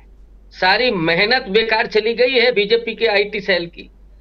और राहुल गांधी जिस तरह से लोगों से मिल रहे हैं और लोग जिस तरह से उनमें उम्मीद देख रहे हैं, उससे तो जमीन बिल्कुल बदलती हुई नजर आ रही है। और दूसरी तरफ राहुल गांधी जो सामाजिक न्याय की राजनीति कर रहे हैं, मैं पिछले दिनों इस बात को कहता रहा हूं आपके यहां ही कि सोशल जस्टिस की पॉलिटिक्स के राहुल गांधी नए आइकॉन हैं। आदिवासियों के मुद्दे पर, दलितों के मुद्दे पर, अब ओबीसी के मुद्दे पर, कास्ट सेंसस को जिस तरह से कांग्रेस पार्टी ने उठाया है और खास करके राहुल गांधी ने, ये शायद पहली बार हुआ है। बहुत मुखर तरीके से राहुल गांधी उसको उठा रहे हैं। और ये वही वोट बैंक है जिसके आधार पर भारतीय जनता पार्टी ने वो अपना किला बनाया जीत का जी। उसकी पूरी नींव इस समय दरक रही है। तो ऐसे में बीजेपी की अपनी चिंताएं अपनी जगह होंगी ही। नरेंद्र मोदी किसी तरीके से जुगाड़ करके अपने आप को बचाने के लिए प्रयत्नशील हैं, लेकिन शायद अब जनता बख्शने वाली नहीं है। और राहुल गांधी जो कर रहे हैं उससे भी लग रहा है कि वो कोई मौका उनको देना नहीं चाहते हैं। इसलिए उन्होंने कास्ट सेंसस पर, ओबीसी के मुद्दे पर, दलितों पिछड़ों के मुद्दे पर, बेरोजगारी और महंगाई के मुद्दे पर इतना घेरा हुआ है कि मोदी जी को कोई रास्ता अब दिखाई नहीं पड़ रहा है। राजीव जी जी बिल्कुल, हमारे साथ जुड़ गए हैं अजय शुक्ला जी। अजय जी, आपका स्वागत करता हूं इस कार्यक्रम में और सीधा आपके पास ही आना चाहता हूं। अजय जी, हम चर्चा कर रहे हैं एक तरफ उत्तर प्रदेश की, और उत्तर प्रदेश में लोकसभा चुनाव की तैयारियां जो चल रही हैं कांग्रेस की, उस पर इमरान मसूद का आज कांग्रेस में प्रवेश करना, और उस पर चर्चा कर रहे हैं। क्या कुछ कांग्रेस करने जा रही है उत्तर प्रदेश में, उस पर चर्चा कर रहे हैं। और साथ साथ उधर मध्य प्रदेश में जो कुछ हो रहा है, शिवराज सिंह चौहान, मध्य प्रदेश ही नहीं, देखें तो 5 राज्यों के चुनाव, जिसमें से 4 राज्य बहुत अहम हैं, और चारों राज्यों में जीत का दावा कर रहे हैं राहुल गांधी। और उधर शिवराज सिंह चौहान कह रहे हैं जनता के बीच जाकर कि अगर ये मामा नहीं रहा या ये भाई नहीं रहा तो कल को आप लोग पछताओगे, और मामा को मुख्यमंत्री होना चाहिए या नहीं होना चाहिए, ये तमाम बातें वो बहुत इमोशनल बातें कर रहे हैं। और ऐसा लग रहा है जैसे कि वो अपना विदाई भाषण दे रहे हों। ज़रा आपसे समझूं कि यहाँ से लेकर उत्तर प्रदेश से लेकर के और राज्यों के चुनाव, और इन राज्यों के चुनाव में कहाँ पर आप पाते हैं, और एक स्ट्रेटेजिकली कांग्रेस को कहाँ आप देख रहे हैं, ज़रा ये समझाइए। राहुल गांधी दावा कर रहे हैं कि मध्य प्रदेश में हम 150 सीटें लेके आएंगे, और तैयारियां ज़ोर शोर से चल रही हैं। तेलंगाना में ज़बरदस्त तैयारी चल रही है। डे बाय डे तेलंगाना से जो खबर आ रही है वो कांग्रेस के पक्ष में जाती हुई सुनाई दे रही है, दिखाई दे रही है। आपके पास क्या कुछ है तेलंगाना से, वो भी आपसे समझना चाहता हूं, क्योंकि डीके शिव कुमार को टोटली फोकस्ड तेलंगाना पे शिफ्ट कर दिया गया है। ये खबर भी है कि डीके शिव कुमार जो उप मुख्यमंत्री हैं कर्नाटक के, वो अगले 1 महीने तक कैंप करेंगे तेलंगाना में, और पूरी स्ट्रेटेजी रेवंत रेड्डी के साथ मिलकर बनाएंगे कि कैसे तेलंगाना को जीता जाए। और वहाँ से जो खबरें आ रही हैं वो कांग्रेस के फेवर में खबरें आ रही हैं। छत्तीसगढ़ और राजस्थान की बात हम कर ही रहे हैं हमेशा। जरा आपका नज़रिया ओवरऑल, क्या स्ट्रेटेजी चल रही है कांग्रेस के अंदर? मैं समझ रहा हूं कि बहुत सही दिशा में कांग्रेस चल रही है, और जिस तरीके से वो काम कर रही है, अब पहले की तरह से कांग्रेस का वो नहीं है एटीट्यूड जिस तरीके से करती थी। तेलंगाना में जिस तरीके से देखिए, अब कमों पे शायद लड़ाई सिर्फ वहां पर सीधे सीधे कांग्रेस और वहां की जो बीआरएस के बीच में, और बीआरएस की स्थिति ये हो गई है कि बीआरएस के इतने दिनों के शासन में लोगों ने देख लिया है कि किस तरीके से बीआरएस ने उनका शोषण किया है, किस तरीके से उनके साथ धोखा किया है, वो सारी चीज सामने है। वो भारतीय जनता पार्टी की बी टीम की तरह काम करती रही है, इसके भी पूरे सबूत लगभग सारे सामने हैं, तो इसमें कहीं पर कुछ छिपा नहीं है। तो जिस तरीके से वो एजेंडे प्रस्तुत करते हैं, जिस तरीके से करते हैं, वो ये लगता है कि हाँ वो वहां के लोगों के लिए वो नहीं, तो लोग निराश हैं और निराशा की स्थिति में अब उन्हें पुनः वही ऑप्शन नजर आता है जिसने उन्हें राज्य दिया था, वो कांग्रेस पार्टी। तो अब कांग्रेस पार्टी एक उम्मीद के तौर पे उन्हें दिखाई देती है, और इसलिए कांग्रेस पार्टी नहीं दिखाई देती है, राहुल गांधी के कारण दिखाई देती है। आज राहुल गांधी पूरे हिंदुस्तान की एक उम्मीद बन चुके हैं, और चूंकि राहुल गांधी उम्मीद बन चुके हैं, क्योंकि कांग्रेस में तो तमाम सारे लोग हैं जिनको लेकर के तमाम विरोधाभास है, लेकिन राहुल गांधी को लेकर के कोई आज विरोधाभास नहीं। राहुल गांधी को हर कोई आज नेता और सबसे बेहतरीन जन नेता के तौर पे स्वीकार करता है, और जब जन नेता होता है और जनता के बीच जाता है, जनता से बात करता है, तो यही वजह है कि आज कांग्रेस को एक बड़ा समर्थन मिल रहा है और लगातार मिल रहा है। हमने बाकी देखा हिमाचल प्रदेश में, कर्नाटक में। अब चूंकि कर्नाटक से सटा हुआ तेलंगाना है, तो निश्चित रूप से उसका एक बड़ा वो असर मिलेगा, और डीके शिव कुमार एक अच्छी पकड़ रखते हैं, अच्छी स्ट्रेटजी बनाना जानते हैं, और इस तरह से तो इसलिए मुझे लगता है कि तेलंगाना में कांग्रेस पार्टी बहुत अच्छी जीत की तरफ बढ़ रही है, और जिस तरीके से दूसरे दलों में भगदड़ मची हुई है वह साबित करता है कि इसका मतलब है कि वहां कांग्रेस बहुत अच्छी स्थिति में है। नंबर दूसरा आते हैं छत्तीसगढ़ में। तो छत्तीसगढ़ में स्थिति है कि छत्तीसगढ़ में कांग्रेस ने इतना कर दिया है कि इतने सालों में रमन सिंह की सरकार या भारतीय जनता पार्टी की सरकार ने वहां कुछ नहीं किया था, उन्होंने सिर्फ अपने लिए किया था। कांग्रेस की सरकार ने, बघेल जी की सरकार ने वहां पर आम जन के लिए किया है और हर वर्ग के लिए किया है, कोई वर्ग उन्होंने छोड़ा नहीं है, चाहे बच्चे हों, चाहे बुजुर्ग हों, चाहे किसान हो, चाहे आदिवासी हो, चाहे कोई भी हो, रोजगार से लेके हर चीज में सबसे बेहतरीन किया है। इसी का नतीजा है कि सबसे ज्यादा हिंदुस्तान में कहीं रोजगार मिला तो वो छत्तीसगढ़। तो बेरोजगारी के दर की बात करेंगे तो निश्चित रूप से सबसे कम हिंदुस्तान में वहां बेरोजगारी की दर है। तो यह बताता है कि छत्तीसगढ़ निश्चित रूप से इस देश का आज सबसे मॉडल स्टेट बन चुका है। उनके स्कूल, वहां की शिक्षा, स्वास्थ्य, सारी चीजें बेहतरीन, जो अपने आप में यूनिक होती हैं, इसलिए वहां पर बहुत बड़ा कंपटीशन नहीं है। और भारतीय जनता पार्टी वहां खुद ही सिर्फ उटव्वल कर रही है और कुछ नहीं, झूठे प्रचार, झूठी बातें, झूठी घोषणाएं करके, इसके अलावा उनके पास कुछ नहीं। इसके बाद में आइए मध्य प्रदेश। मध्य प्रदेश की स्थिति यह है कि लोगों ने इतने सालों में देखा जिस तरीके से लड़कियों से रेप हो रहे हैं, जिस तरीके से दूसरे तरह के क्राइम हो रहे हैं, जिस तरीके से और घटनाएं हो रही हैं, अपराध हो रहे हैं, जमीनों को कब्जा किया जा रहा है, आदिवासियों का शोषण किया जा रहा है, और जाने किस तरीके से हर तरीके से लूट बची हुई है। और जो वहां पर 50% कमीशन की सरकार है, उस सरकार की स्थिति के बाद में अब जनता इस बात को लेकर के बिल्कुल पूरी तरीके से इस बात पे है कि अब यह बदलना चाहिए, क्योंकि बहुत हुआ, इतना ज्यादा इन्होंने कर दिया है। सिर्फ झूठ बोलना, नफरत फैलाना और ये करना, इसी के बूते आकर खड़े होना चाहते हैं। और जिस तरीके से झूठे प्रचार करते हैं, झूठी बातें करते हैं, उससे कुछ नहीं मिलता है। चंद दिनों की सरकार थी और उस सरकार को भी इन्होंने लूट लिया, और लूटने के बाद में जिस तरीके से धोखा किया, जिस तरीके से वहां के आवाम से धोखा किया, उसको लेकर के जनता बहुत बुरी तरीके से तंग है, और वो अब भारतीय जनता पार्टी की सरकार को वहां खदेड़ देना चाहती है। जो इसके बाद में हम आते हैं राजस्थान। राजस्थान में हर 5 साल में बदलने का अभी तक ट्रेंड रहा है, लेकिन इस बार पहली बार ऐसा लग रहा है कि चुनाव इतना कठिन हो गया है कि वहां पर बदल रहा है या नहीं रहा है, इसको लेकर के बड़ा सवाल। इस बार लोगों के मन बदले हुए, लोगों को महात्मा गांधी इंग्लिश स्कूल जो मिले, जिनमें बच्चों को, गरीब बच्चों को, सबको मुफ्त शिक्षा, 7 लाख स्टूडेंट्स को, आप सोचिए ना, मुफ्त शिक्षा, अंग्रेजी की अच्छी शिक्षा, यह हालत हो गई थी। कि ओम बिरला ने फोन किया अफसर को कि यहां पर सरकारी स्कूल महात्मा गांधी अंग्रेजी स्कूल ना खोलिए, क्योंकि हमारे जो एजुकेशन माफिया है उनको नुकसान हो रहा है। अब आप समझिए यह स्थिति है। तो इस तरह के भी हालात। इसके अलावा आप देखिए, हिंदुस्तान का पहला राज्य बन गया जिसने इस देश को जो है पुरानी पेंशन दी। हिंदुस्तान का पहला राज्य बन गया जिसने राइट टू हेल्थ दिया। इसके अलावा तमाम सारी सुविधाएं, तमाम सारी चीजें जो दी हैं और जो वायदे किए गए हैं, जिस तरीके से चीजें, वो अपने आप में यूनिक है। लोग सिर्फ वायदे करके चले जाते हैं, लेकिन गहलोत की सरकार ने वहां सब कुछ दिया है जो जनता ने चाहा था, जो मांगा था, और आगे भी देने की उनकी जो योजना है वो अपने आप में यूनिक है।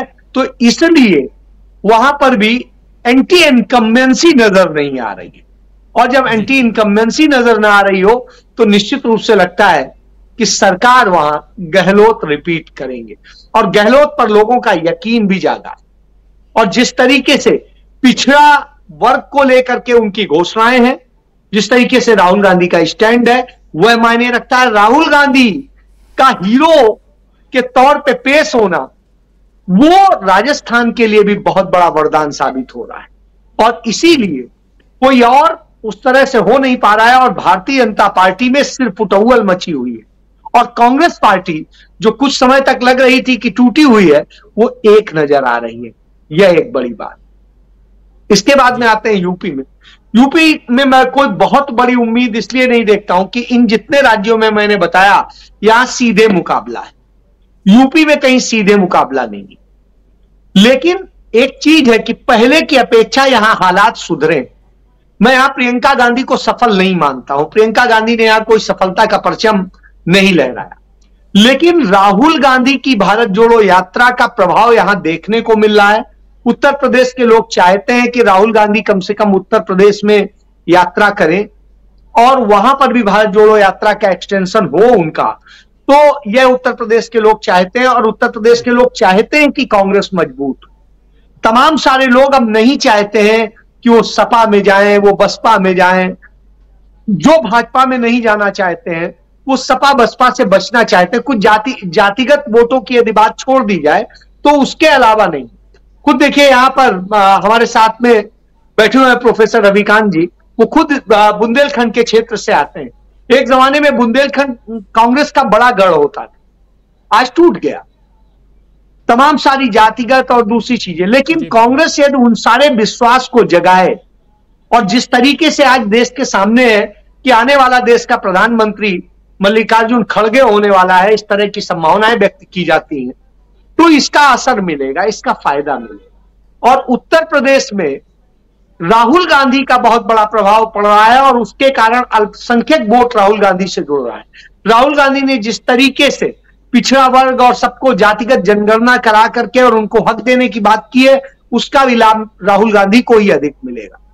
लेकिन इसके साथ साथ कांग्रेस यहां पर बहुत बड़ा कुछ कर पाएगी, इसके लिए मैं बहुत उम्मीद नहीं रखता हूं। लेकिन इतना जरूर है, पहले से बहुत अच्छा करेगी, अच्छा नहीं बहुत अच्छा करेगी। और यदि कांग्रेस यहां मेहनत कर ले थोड़ी सी और राहुल गांधी की कुछ यात्राएं करा दे, तो निश्चित रूप से उत्तर प्रदेश में तस्वीर बदल सकती है।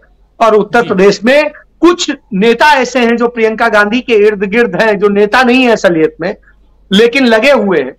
उन लोगों के कारण स्थितियां थोड़ी सी खराब हैं, उनको अलग करना होगा, और कुछ अच्छे लोगों को, जनता से जुड़े ही लोगों को करना होगा। हालांकि कांग्रेस ने वहां प्रदेश अध्यक्ष बहुत अच्छा आदमी दिया है, और उसका भी एक प्रभाव पड़ रहा है। वो आक्रामक आदमी है, लड़ने वाला आदमी है जनता के मुद्दों को लेकर के, और डरने वाला नहीं। जी बिल्कुल बिल्कुल। उत्तर प्रदेश में क्या कुछ होने जा रहा है, ज़मीनी हकीकत देख करके अभी प्रशांत टंडन जी आए हैं। जरा प्रशांत जी, एक बार आपके पास आना चाहता हूं फिर से। उस समय आप उत्तर प्रदेश का जिक्र कर रहे थे, लेकिन अभी जरा माइक्रो लेवल पे आपसे समझना चाहता हूं कि आखिर कहां दिखाई देती है कांग्रेस पार्टी, और इमरान मसूद का कांग्रेस ज्वाइन करना, रीज्वाइन करना क्या मायने रखता है? दानिश अली से राहुल गांधी की मुलाकात क्या मायने रखती है?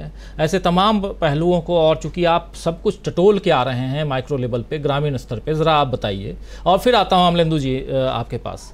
प्रशांत जी। एक लाइन तो मुझे इजाजत दीजिए कि मैं मध्य प्रदेश के बारे में कह दूं। जी बिल्कुल बिल्कुल। मध्य प्रदेश में मुख्यमंत्री ओलंपियाड चल रहा है बीजेपी में। अभी आपने सुनाया कि वो दावेदारी अपनी पेश कर रहे हैं मामा शिवराज सिंह चौहान। वहाँ पे नेता प्रतिपक्ष रहे जो कमलनाथ मुख्यमंत्री थे, गोपाल भार्गव, उन्होंने भी घोषित कर दिया अपनी मुख्यमंत्री पद की दावेदारी। कैलाश विजयवर्गीय घूम घूम के कह रहे हैं कि मैं सिर्फ विधायक बनने नहीं आया हूं। तो मध्य प्रदेश में मुख्यमंत्री ओलंपियाड चल रहा है बीजेपी के अंदर, देखिए क्या होता है। दूसरा चीज ये कि कांग्रेस की जहां तक बात है उत्तर प्रदेश की, उत्तर प्रदेश में बहुत संभावनाएं मुझे दिख रही है। और अभी सही कह रहे थे अजय जी कि लोग इंतजार कर रहे हैं राहुल गांधी की भारत जोड़ो यात्रा का वहां पे, और कई लोगों ने मुझसे कहा कि राहुल गांधी यहाँ पर निकलेंगे तो बहुत अच्छा होगा। दूसरा कि जो बात मैं कर रहा था कि देखिए मुस्लिम्स में, दलित में वहां पे बहुत रीथिंकिंग है और किस चीज का असर होगा। सबसे बड़ा असर वहां पे होने जा रहा है अब जो राजनीति होगी, जिसका अभी आकलन नहीं, विश्लेषण नहीं आ रहा है, लेकिन आप देखिएगा 15 दिन में, 20 दिन में ये बात इतनी बड़ी हो जाएगी जो जातिगत जनगणना और जातिवार बिहार का सर्वे है। राजनीति अब यही तय करेगा। और ये सवाल उत्तर प्रदेश में अब आएगा।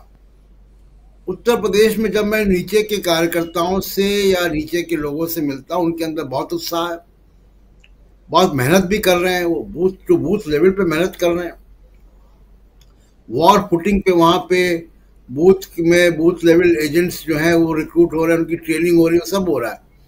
लेकिन जब मैं कांग्रेस के पदाधिकारियों से मिलता हूं उत्तर प्रदेश के, तो वो बड़े हतोत्साहित हैं।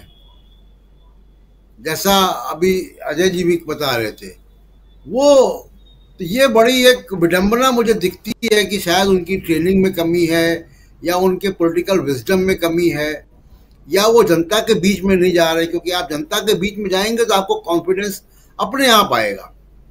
और पीछे जब उत्तर प्रदेश में बीजेपी हारी, बीजेपी इतनी बुरी तरह से लंबे मार्जिन से जीती दो बार लगातार, और कांग्रेस की बहुत बुरी स्थिति हुई, तो बहुत अजीब अजीब बातें सुनने में उत्तर प्रदेश में आती हैं, जिसमें भ्रष्टाचार की बातें भी आती हैं, प्रचार के पैसे की गोलमाल की बातें भी आती हैं, गलत तरीके से टिकट दिए जाने की बातें भी आती हैं। तो ये सब चीजें कांग्रेस के लोगों को बहुत गंभीरता से देखनी होंगी कि उत्तर प्रदेश में कहीं कुछ बड़ी गड़बड़ है।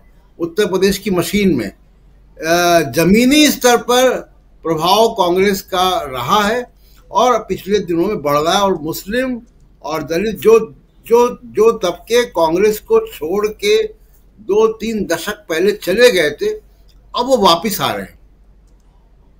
तो जाहिर सी बात है कि कांग्रेस अगर सही पत्ते खेलेगी तो कांग्रेस को उत्तर प्रदेश में अच्छी सफलता मिलेगी। गठबंधन में जो भी सीटें उनको मिलती हैं समाजवादी पार्टी के साथ, तो अच्छी उनको बढ़त उत्तर प्रदेश में मिलने जा रही है। राजीव जी अच्छी बढ़त मिल सकती है। और कांग्रेस पार्टी खासकर जिस मजबूती के साथ उत्तर प्रदेश की तैयारी भी कर रही है, हो सकता है कि ये अभी इनिशियल स्टेज पे कुछ चीज़ें दिखाई न देती हों, लेकिन आने वाले समय में वो दिखाई देंगी। और जब राहुल गांधी की पदयात्रा किसी भी रूप में वहाँ अगर राहुल गांधी पहुँचते हैं उत्तर प्रदेश, तो परिस्थितियाँ बहुत बदली हुई दिखाई देंगी। और ज़मीनी हकीकत चूँकि देख कर समझ के आ रहे हैं प्रशांत टंडन जी, तो जो बात कह रहे हैं वो बहुत मायने रखती हैं बातें। ज़रा आना चाहता हूँ अमलेंदु उपाध्याय जी आपके पास, कैसे देख रहे हैं आप? और ख़ासकर उत्तर प्रदेश की चर्चा तो हम करेंगे, आने वाले समय में भी करेंगे, लेकिन जब हम इन 4 राज्यों के चुनाव की चर्चा करते हैं तो उसमें राहुल गांधी ने क्या ओवरऑल चारों राज्यों की जो रिजल्ट हैं पहले से दिखती हैं, ये माना जाए? निश्चित तौर पर राजीव जी कहा जा सकता है कि राहुल गांधी ने चारों राज्यों के चुनाव परिणाम लिख दिए हैं पहले से। इस तरीके से भी इसको निश्चित तौर पर कहा जा सकता है। लेकिन अगर इसको दूसरी तरीके से कहा जाए तो ये कहा जा सकता है कि राहुल गांधी ने अपने कार्यकर्ताओं का मोराल जो है वो जबरदस्त तरीके से बूस्ट कर दिया है। और प्रधानमंत्री नरेंद्र मोदी ने भारतीय जनता पार्टी के कार्यकर्ताओं का मोरल जो है वो बहुत बुरी तरीके से डाउन कर दिया है। आप देखिए जो रणनीति के स्तर पर जो चीजें दिख रही हैं, राहुल गांधी लगातार जो है वो किस तरीके से जीतेंगे, क्या मुद्दे होंगे, इनकी सब बातें कर रहे हैं। प्रधानमंत्री जहां जा रहे हैं तो वहां अपने ना पूर्व मुख्यमंत्री का नाम ले रहे हैं राजस्थान में, और जब मध्य प्रदेश में जा रहे हैं तो अपने मुख्यमंत्री का नाम नहीं ले रहे हैं। छत्तीसगढ़ में भी जाकर के वो रमन सिंह का नाम नहीं ले रहे हैं। तो यानी कि भारतीय जनता पार्टी जो पहले जानी जाती थी कि साहब वो अपना फेस सामने रख करके लड़ाई लड़ती है, अब वहां कहा जा रहा है कि फेस तो जो है वो कमल है या प्रधानमंत्री है। तो जब आपका फेस ही वहां नहीं हो, आप फेस के दम पे ही वहां चुनाव लड़ते रहे हैं, यानी 18 साल तक आपकी सरकार रही जिस मध्य प्रदेश में, जो आपका वहां फेस था, अगर आप उसको जो है चुनाव से एन पहले फेस मानने से इनकार कर दें और वो फेस जो है बार बार अपना मुखौटा लेकर के घूमता रहे कि भाई 18 साल तक यही था और आगे ये होना चाहिए कि नहीं होना चाहिए, जनता से अगर पूछने लगे तो जाहिर सी बात है कि ये जो है वो भारतीय जनता पार्टी की रणनीति में कहीं ना कहीं कोई कमी है, और या कह सकते हैं कि भारतीय जनता पार्टी की जो रणनीति है वो अपने पैरों में कुल्हाड़ी मारने जैसी चीज दिख रही है। मुझे ऐसा लगता है कि ये चीजें जो कुछ हो रही है, प्रधानमंत्री नरेंद्र मोदी बहुत गड़बड़ तरीके से अपनी चीजों को डील कर रहे हैं। उधर राहुल गांधी लगातार जिन मुद्दों की बात कर रहे हैं उन मुद्दों पे वो कायम है, उन मुद्दों को वो चुनाव में जनता के बीच ले जाना चाहते हैं, उन पे बात कर रहे हैं। और दूसरी बात ये कि जो राहुल गांधी के मुद्दे हैं वो आम जनता के जीवन से जुड़े मुद्दे हैं, जिससे आम जनता के जीवन में खुशहाली आ सकती है। और जो प्रधानमंत्री नरेंद्र मोदी की भारतीय जनता पार्टी की जो नीतियां रही हैं उनकी वजह से आम जनता के जो जीवन में जो दुश्वारियां बढ़ी हैं उनका भी एक तरीके से उत्तर है। और भारतीय जनता पार्टी की सरकारें जो है वो राहुल गांधी के उठाए हुए कदमों पे बार बार जो है वो बैकफुट पे आने को मजबूर हुई है, और राहुल गांधी जो चीजें उठाते हैं उस पर जो है वो एक्शन लेने के लिए मजबूर होती हुई दिखाई पड़ती है केंद्र सरकार। कुलियों का मसला था उस पर भी आपने देखा, और ट्रक ड्राइवर्स का जो मसला था उस पर भी आपने देखा कि किस तरीके से केंद्र सरकार जो है वो बैकफुट पे आती हुई नजर आई। और राहुल गांधी ने जो मिलकर के जो समस्याएं समझी ट्रक ड्राइवर्स की, तो गडकरी जी का बयान आ गया कि 2025 से एसी केबिन होंगे, कुलियों की जो है वो मजदूरी बढ़ाने का आ गया। तो इस तरीके से राहुल गांधी जिन मुद्दों को उठा रहे हैं तो वो मुद्दे बहुत ज्यादा प्रभावशाली है। दूसरा, जातिगत जनगणना का मुद्दा जो है इसको लेकर के राहुल गांधी जिस तरीके से दृढ़ है और राज्यों में भी जाकर के वो बातें कर रहे हैं, वहां के स्थानीय मुद्दों की तो बातें कर ही रहे हैं। जो मध्य प्रदेश में सरकार के भ्रष्टाचार की बातें की जा रही हैं, राजस्थान में जा रहे हैं तो राजस्थान में अखिलेश गहलोत की सरकार ने, अशोक गहलोत की सरकार ने क्या क्या काम किए हैं, किस तरीके से वहां जो है वो गैस सस्ती की गई है, हेल्थ में जो काम किया गया है, ये सारी बातें बता रहे हैं। तो राहुल गांधी लगातार मुद्दों की बातें कर रहे हैं और मुद्दों पे जनता का ध्यान खींच भी रहे हैं। मुझे लगता है कि ये बड़ा अंतर जो है भारतीय जनता पार्टी की और राहुल गांधी की जो राजनीति है उसमें साफ तौर पर देखा जा सकता है। भारतीय जनता पार्टी या प्रधानमंत्री जिन मुद्दों को उठा रहे हैं वो समाज को विभाजित करने वाले मुद्दे हैं, उनका जनता के असली मुद्दों से दूर दूर तक कहीं भी कोई लेना देना नहीं है। राहुल गांधी जिन मुद्दों की बातें कर रहे हैं वो समाज को जोड़ने वाली हैं, और जनता के जो जीवन से जुड़े हुए मुद्दे हैं उनसे जुड़े हुए मसले राहुल गांधी उठा रहे हैं, और किस तरीके से उनकी सरकार जहां है वो काम कर रही है उन मुद्दों पे, और किस तरीके से उनकी सरकार बनेगी तो किन मुद्दों पे आगे काम करेगी, वो साफ साफ एक लाइन ऑफ एक्शन जो है वो जनता के सामने रख रहे हैं कि हमारी सरकार बनेगी तो हमें इन मुद्दों पे काम करना है। प्रधानमंत्री के अब तक किसी भी भाषण में जिन चुनावी राज्यों में गए हैं ये कहीं कोई स्पष्ट रूप से दिखाई नहीं पड़ा कि अगर भारतीय जनता पार्टी की सरकार बनती है तो भारतीय जनता पार्टी की सरकार जनता के लिए करेगी क्या। जब आपके एक्शन में आपकी जो बातें हैं उनमें अगर यह चीज नहीं है कि आप क्या करने जाएंगे और क्या आप करेंगे जनता के लिए, तो आपकी बातें सारी हवा हवाई ही समझी जाएंगी। मुझे लगता है कि प्रधानमंत्री की सारी बातें जो हवा हवाई समझी जा रही हैं, और राहुल गांधी जो है वो जिस तरीके की बातें कर रहे हैं जनता उसको जो दिल पे लेकर के बात कर रही है। दूसरा, जो मध्य प्रदेश पे थोड़ी सी बात कह दी जाए उसके बाद खत्म करता हूँ बात को, कि मध्य प्रदेश में जो है मुझे लगता है कि वहां भारतीय जनता पार्टी जो एक तरीके से हार मान चुकी है। अब जो सब चीजें आ रही हैं सामने, तो अब अगर भाई हार मानना ही था तो शिवराज सिंह के सिर पर ठीकरा फोड़ के जो थे सीधे सीधे हार मान ली जाती। अच्छी रणनीति यही होती प्रधानमंत्री नरेंद्र मोदी की, लेकिन अगर वो रणनीति गड़बड़ा रही है और आप शिवराज सिंह के सिर पे भी हार का ठीकरा नहीं फोड़ना चाहते हो, बाकी आपने जो अपने बड़े नेता उतार दिए हैं वो भी अगर अन्य मनस्क का चुनाव लड़ने के लिए, अब खबर आ रही है कि नरेंद्र सिंह गौर जो है वो नरेंद्र सिंह तोमर जो है वो जहां से उनको टिकट दिया गया वहां अभी तक पहुंचे ही नहीं है और आसपास की सब जगह जा रहे हैं। कैलाश विजयवर्गीय कहते फिर रहे हैं कि भाई मतलब कुछ और बनने के लिए आया हूं। तो यानी इस तरह की चीजें आ रही हैं, ये भारतीय जनता पार्टी के अंदर की जो गड़बड़ियां हैं उन सबको सामने करके आ रही है। और जो शिवराज सिंह का आज के जो हम लोगों ने बाइट चलाई उनकी, उसका सीधा सीधा मतलब ये है कि शिवराज सिंह तय कर चुके हैं कि अगर मैं मुख्यमंत्री नहीं तो भाई जो आपने जो 7 बता गए और 8वें की जिसकी आप तैयारी कर रहे हैं, इनमें से भी कोई नहीं। ये उनका साफ साफ संदेश है जी। लेकिन प्रोफेसर अखिल स्वामी जी, ये कौन सी रणनीति है, कैसी रणनीति है जहां चाहे मध्य प्रदेश हो, चाहे छत्तीसगढ़ हो, चाहे राजस्थान हो, जो इनके मुख्यमंत्री रहे हैं, वर्तमान मुख्यमंत्री मध्य प्रदेश के, उनका नाम नहीं लेना, वसुंधरा राजे सिंधिया मुख्यमंत्री पद की दावेदार या उम्मीदवार नहीं हैं, रमन सिंह उधर मुख्यमंत्री पद के उम्मीदवार या दावेदार नहीं हैं, इन सब का नाम नहीं लाना सामने, ये कौन सी स्ट्रेटेजी है नरेंद्र मोदी की? देखिए राजीव जी, मुझे ऐसा लगता है, देखिए मेरा ये व्यक्तिगत विश्लेषण और विवेचना है, जो मैंने अपना अध्ययन किया है उसके हिसाब से आज के तारीख में भारतीय राजनीतिक परिवेश को धार्मिक और जातीय आधार पर उसका विश्लेषण नहीं किया जा सकता। ये वो स्थिति है जब इंदिरा जी के जमाने में उन्होंने एक नारा दिया था, न जात पर न पात पर। अब खैर उस समय था मोहर लगेगी हाथ पर, अब यह है मोहर लगेगी इंडिया गठबंधन पर। देखिए आज की तारीख में मैं ये स्पष्ट मानता हूं, और जो मुझे फीडबैक मिल रहा है, सवर्ण समाज जिसको माना जाता है, चाहे वो 12% हो या 15% हो या 10% हो, जिसको माना जाता है कि वो देश की इंडस्ट्री पे, ट्रेड पर, कारों पर, मोटरसाइकिल पर, क्योंकि सब संसाधनों पे उसका बहुत ज्यादा अधिकार है, वो एक हवा बनाता है। आज के तारीख में वो सवर्ण समाज भी बीजेपी का साथ छोड़ रहा है। आप बाकी समाजों को छोड़ दीजिए, आप अल्पसंख्यकों की बात मत कीजिए, क्योंकि देखिए अल्पसंख्यकों की बात मैं बिल्कुल स्पष्ट बता रहा हूं, जब आप अल्पसंख्यकों को बहुसंख्यकों से अलग करके देखते हैं और उसका विश्लेषण करते हैं, तो बीजेपी की चाल सफल होती है, उनकी स्ट्रेटेजी सफल होती है। आज के तारीख में बहुसंख्यक समाज में और सवर्ण समाज में, वो समाज जो कि बीजेपी के लिए अंधभक्ति में डूबा हुआ था, वो बीजेपी का साथ छोड़ चुका है। तो इसलिए आज की तारीख में क्षेत्रीय, आप बुंदेलखंड को अलग कर दीजिए, वेस्टर्न यूपी को अलग कर दीजिए, बिहार को अलग कर दीजिए, मैं इससे सहमत नहीं।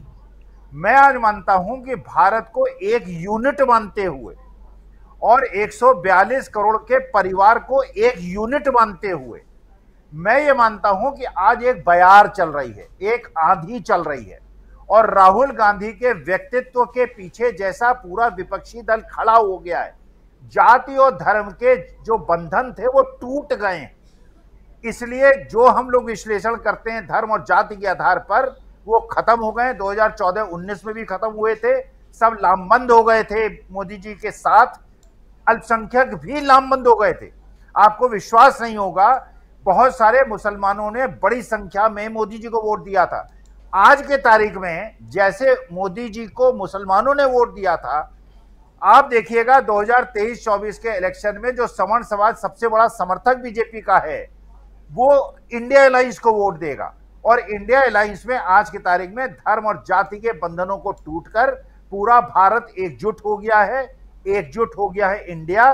और राहुल गांधी की स्ट्रेटेजी ही एकमात्र स्ट्रेटेजी है जिससे लोगों को ये लगता है, बिना धर्म और जाति के आधार पर विश्लेषण किए हुए, कि राहुल गांधी के हाथ में ही देश सुरक्षित है, वही देश को एकजुट कर सकते हैं, वही देश की अर्थनीति बना सकते हैं, विदेश नीति बना सकते हैं। और जो गरीब लोग, जिनका बेरोजगार, जिनकी दुकानें ठप हो गई हैं, उनके रोजगार खत्म हो गए हैं, महंगाई बढ़ रही है, इसका अगर एक सॉल्यूशन है, अगर एक इलाज है, तो देश में एकता है, एकात्मकता है, और उसका निदान केवल राहुल गांधी के पास है। धर्म और जाति पे विश्लेषण मैं सहमत नहीं हूं।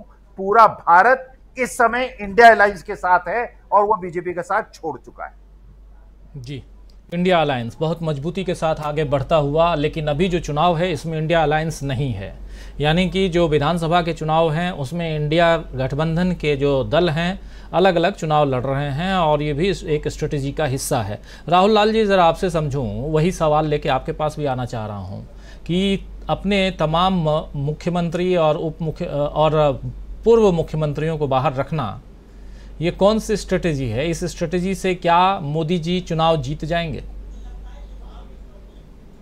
तो इस स्ट्रेटेजी से तो मोदी जी अपने चुनाव की गारंटी पक्की कर रहे हैं। अगर देखिए, मैं कहूं कि राजस्थान को लेकर अगर मैं बात करूं, अभी मध्य प्रदेश पे तो हम लोगों ने विस्तृत चर्चा की हम लोगों ने, अगर वहां पे हम लोग जाते हैं किसी भी जगह पे, राजस्थान में, तो अगर मतलब आप भारतीय जनता पार्टी के नेताओं को लेके वहां पे, चाहे गजन सिंह शेखावत जितना भी शोर मचा लें, केंद्रीय कानून मंत्री अर्जुन मेघवाल को जितना भी चाहे आगे बढ़ाया जाए, लेकिन अगर किसी भी ग्रामीण सुदूरवर्ती क्षेत्र में हम लोग जाते हैं राजस्थान में, तो वहां पे बीजेपी के नेता के रूप में अगर लोग किसी को जानते हैं तो वो एक तरह से वसुंधरा राजे को ही जानते हैं, जिनकी कनेक्टिविटी है। यानी आज भी वसुंधरा राजे वो नेता भारतीय जनता पार्टी में कि वो राजस्थान के चाहे पूर्वी क्षेत्र में जाए, वो चाहे मेवाड़ जाए, मारवाड़ जाए, कहीं पे भी जाए, वहां पे वो भीड़ जुटा सकती हैं। हम लोगों ने देखा है कि मोदी जी की जो तमाम भी रैलियां हो रही हैं उसमें भीड़ नहीं जुट पा रही है। उसके लिए भीड़ के लिए बड़ा लंबा चौड़ा प्रबंधन होता है, और वो प्रबंधन भी जब काम नहीं होता है तो लास्ट में कैमरा का प्रबंधन काम करना पड़ता है कि भाई खाली एरिया में कहीं कैमरा ना घूम जाए, उस तरफ कोई टीवी चैनल का कैमरा ना चला जाए। तो ये समस्या मोदी जी को आती है, लेकिन ये समस्या वसुंधरा जी को नहीं आती है वहां पे। लेकिन आप उन्हें आगे नहीं आने देना चाहते हैं, और उनके एवज में आपने पार्टी में एक लंबी चौड़ी बहुत सारे और लोगों को सामने में उतार के रख दिया है। हम लोगों ने वहां पे राजेंद्र राठौर को लेकर तमाम उनके बयान आप सुन के देखिए, और जो अभी हम लोग देख रहे हैं कि बहुत ज्यादा खलबली है। देखिए मीडिया में हम लोगों ने लंबे समय तक इसके बारे में चर्चा किया, मोदी मीडिया ने, कि भाई अशोक गहलोत और सचिन पायलट के बीच में बड़ी घमासान की स्थिति है, बड़ी ये स्थितियां हैं उसके बारे में। लेकिन वो देखिए वो कितना शानदार तरीके से दोनों बिल्कुल एक साथ तालमेल करके चुनाव लड़ रहे हैं। लेकिन भारतीय जनता पार्टी में गुटबंदी बनी हुई है, और वो गुटबंदी बनाने के पीछे प्रधानमंत्री मोदी खुद जिम्मेवार हैं, क्योंकि वो वसुंधरा को डाउन करना चाहते हैं और उनके एवज में बहुत सारे नेताओं को खड़ा करना चाहते हैं। वो नेता अभी भी जमीनी स्तर पर खड़े नहीं हो पाए। हमें लग रहा है कि प्रधानमंत्री महोदय काफी अपने आप को असुरक्षित महसूस करते हैं। उन्हें लगता है कि उनके समकालीन, यानी जब वो मुख्यमंत्री थे गुजरात के, उस समय को जो समकालीन, चाहे शिवराज सिंह चौहान हो, रमन सिंह को ही देख लीजिए, उनको उपाध्यक्ष बना दिया गया है, और ठीक है उनका शासनकाल अच्छा नहीं रहा, लेकिन क्या उनको कोई छत्तीसगढ़ में प्रभावी भूमिका दी गई? हम लोगों ने देखा नहीं दी गई। पूरे मामले से वो जो है कि सीन से गायब रहे। वही स्थिति यहाँ पे वसुंधरा को लेके है। 2003 से हम लोगों ने देखा है कि जब भी चुनाव का समय आता है, वसुंधरा राजे जो है कि वो अलग अलग यात्राओं पे निकल जाती थी, उनकी कोई भी यात्रा नहीं हो रही है। तो ऐसे स्थिति में प्रधानमंत्री मोदी जी अपने वरिष्ठ नेताओं का जो क्षेत्रीय छत्रप है उनको जो डाउन कर रहे हैं, वो एक तरह से भारतीय जनता पार्टी को काफी नुकसान पहुंचा रहा है। चूंकि देखिए हम लोग अगर राजस्थान को लेकर चूंकि मैं बात कर रहा था, तो और 2-3 चीजें जोड़ दूं। केजरीवाल जी भले ही बहुत शोर मचाते हैं कि दिल्ली में जो है कि शिक्षा और स्वास्थ्य की स्थिति बहुत बेहतरीन है, लेकिन दिल्ली एक छोटा सा जगह है, वहां पे इस तरह की चीजों को आप विकसित कर रहे हैं। लेकिन राजस्थान के कई सारे सरकारी हॉस्पिटल में मैं खुद गया हूं वहां पे, और जो बिल्कुल ग्रामीणवर्ती सुदूरवर्ती क्षेत्रों में वो हॉस्पिटल्स हैं, वहां पे डॉक्टर मिले, काफी शानदार ढंग से रोगियों का इलाज होते हुए मैंने देखा।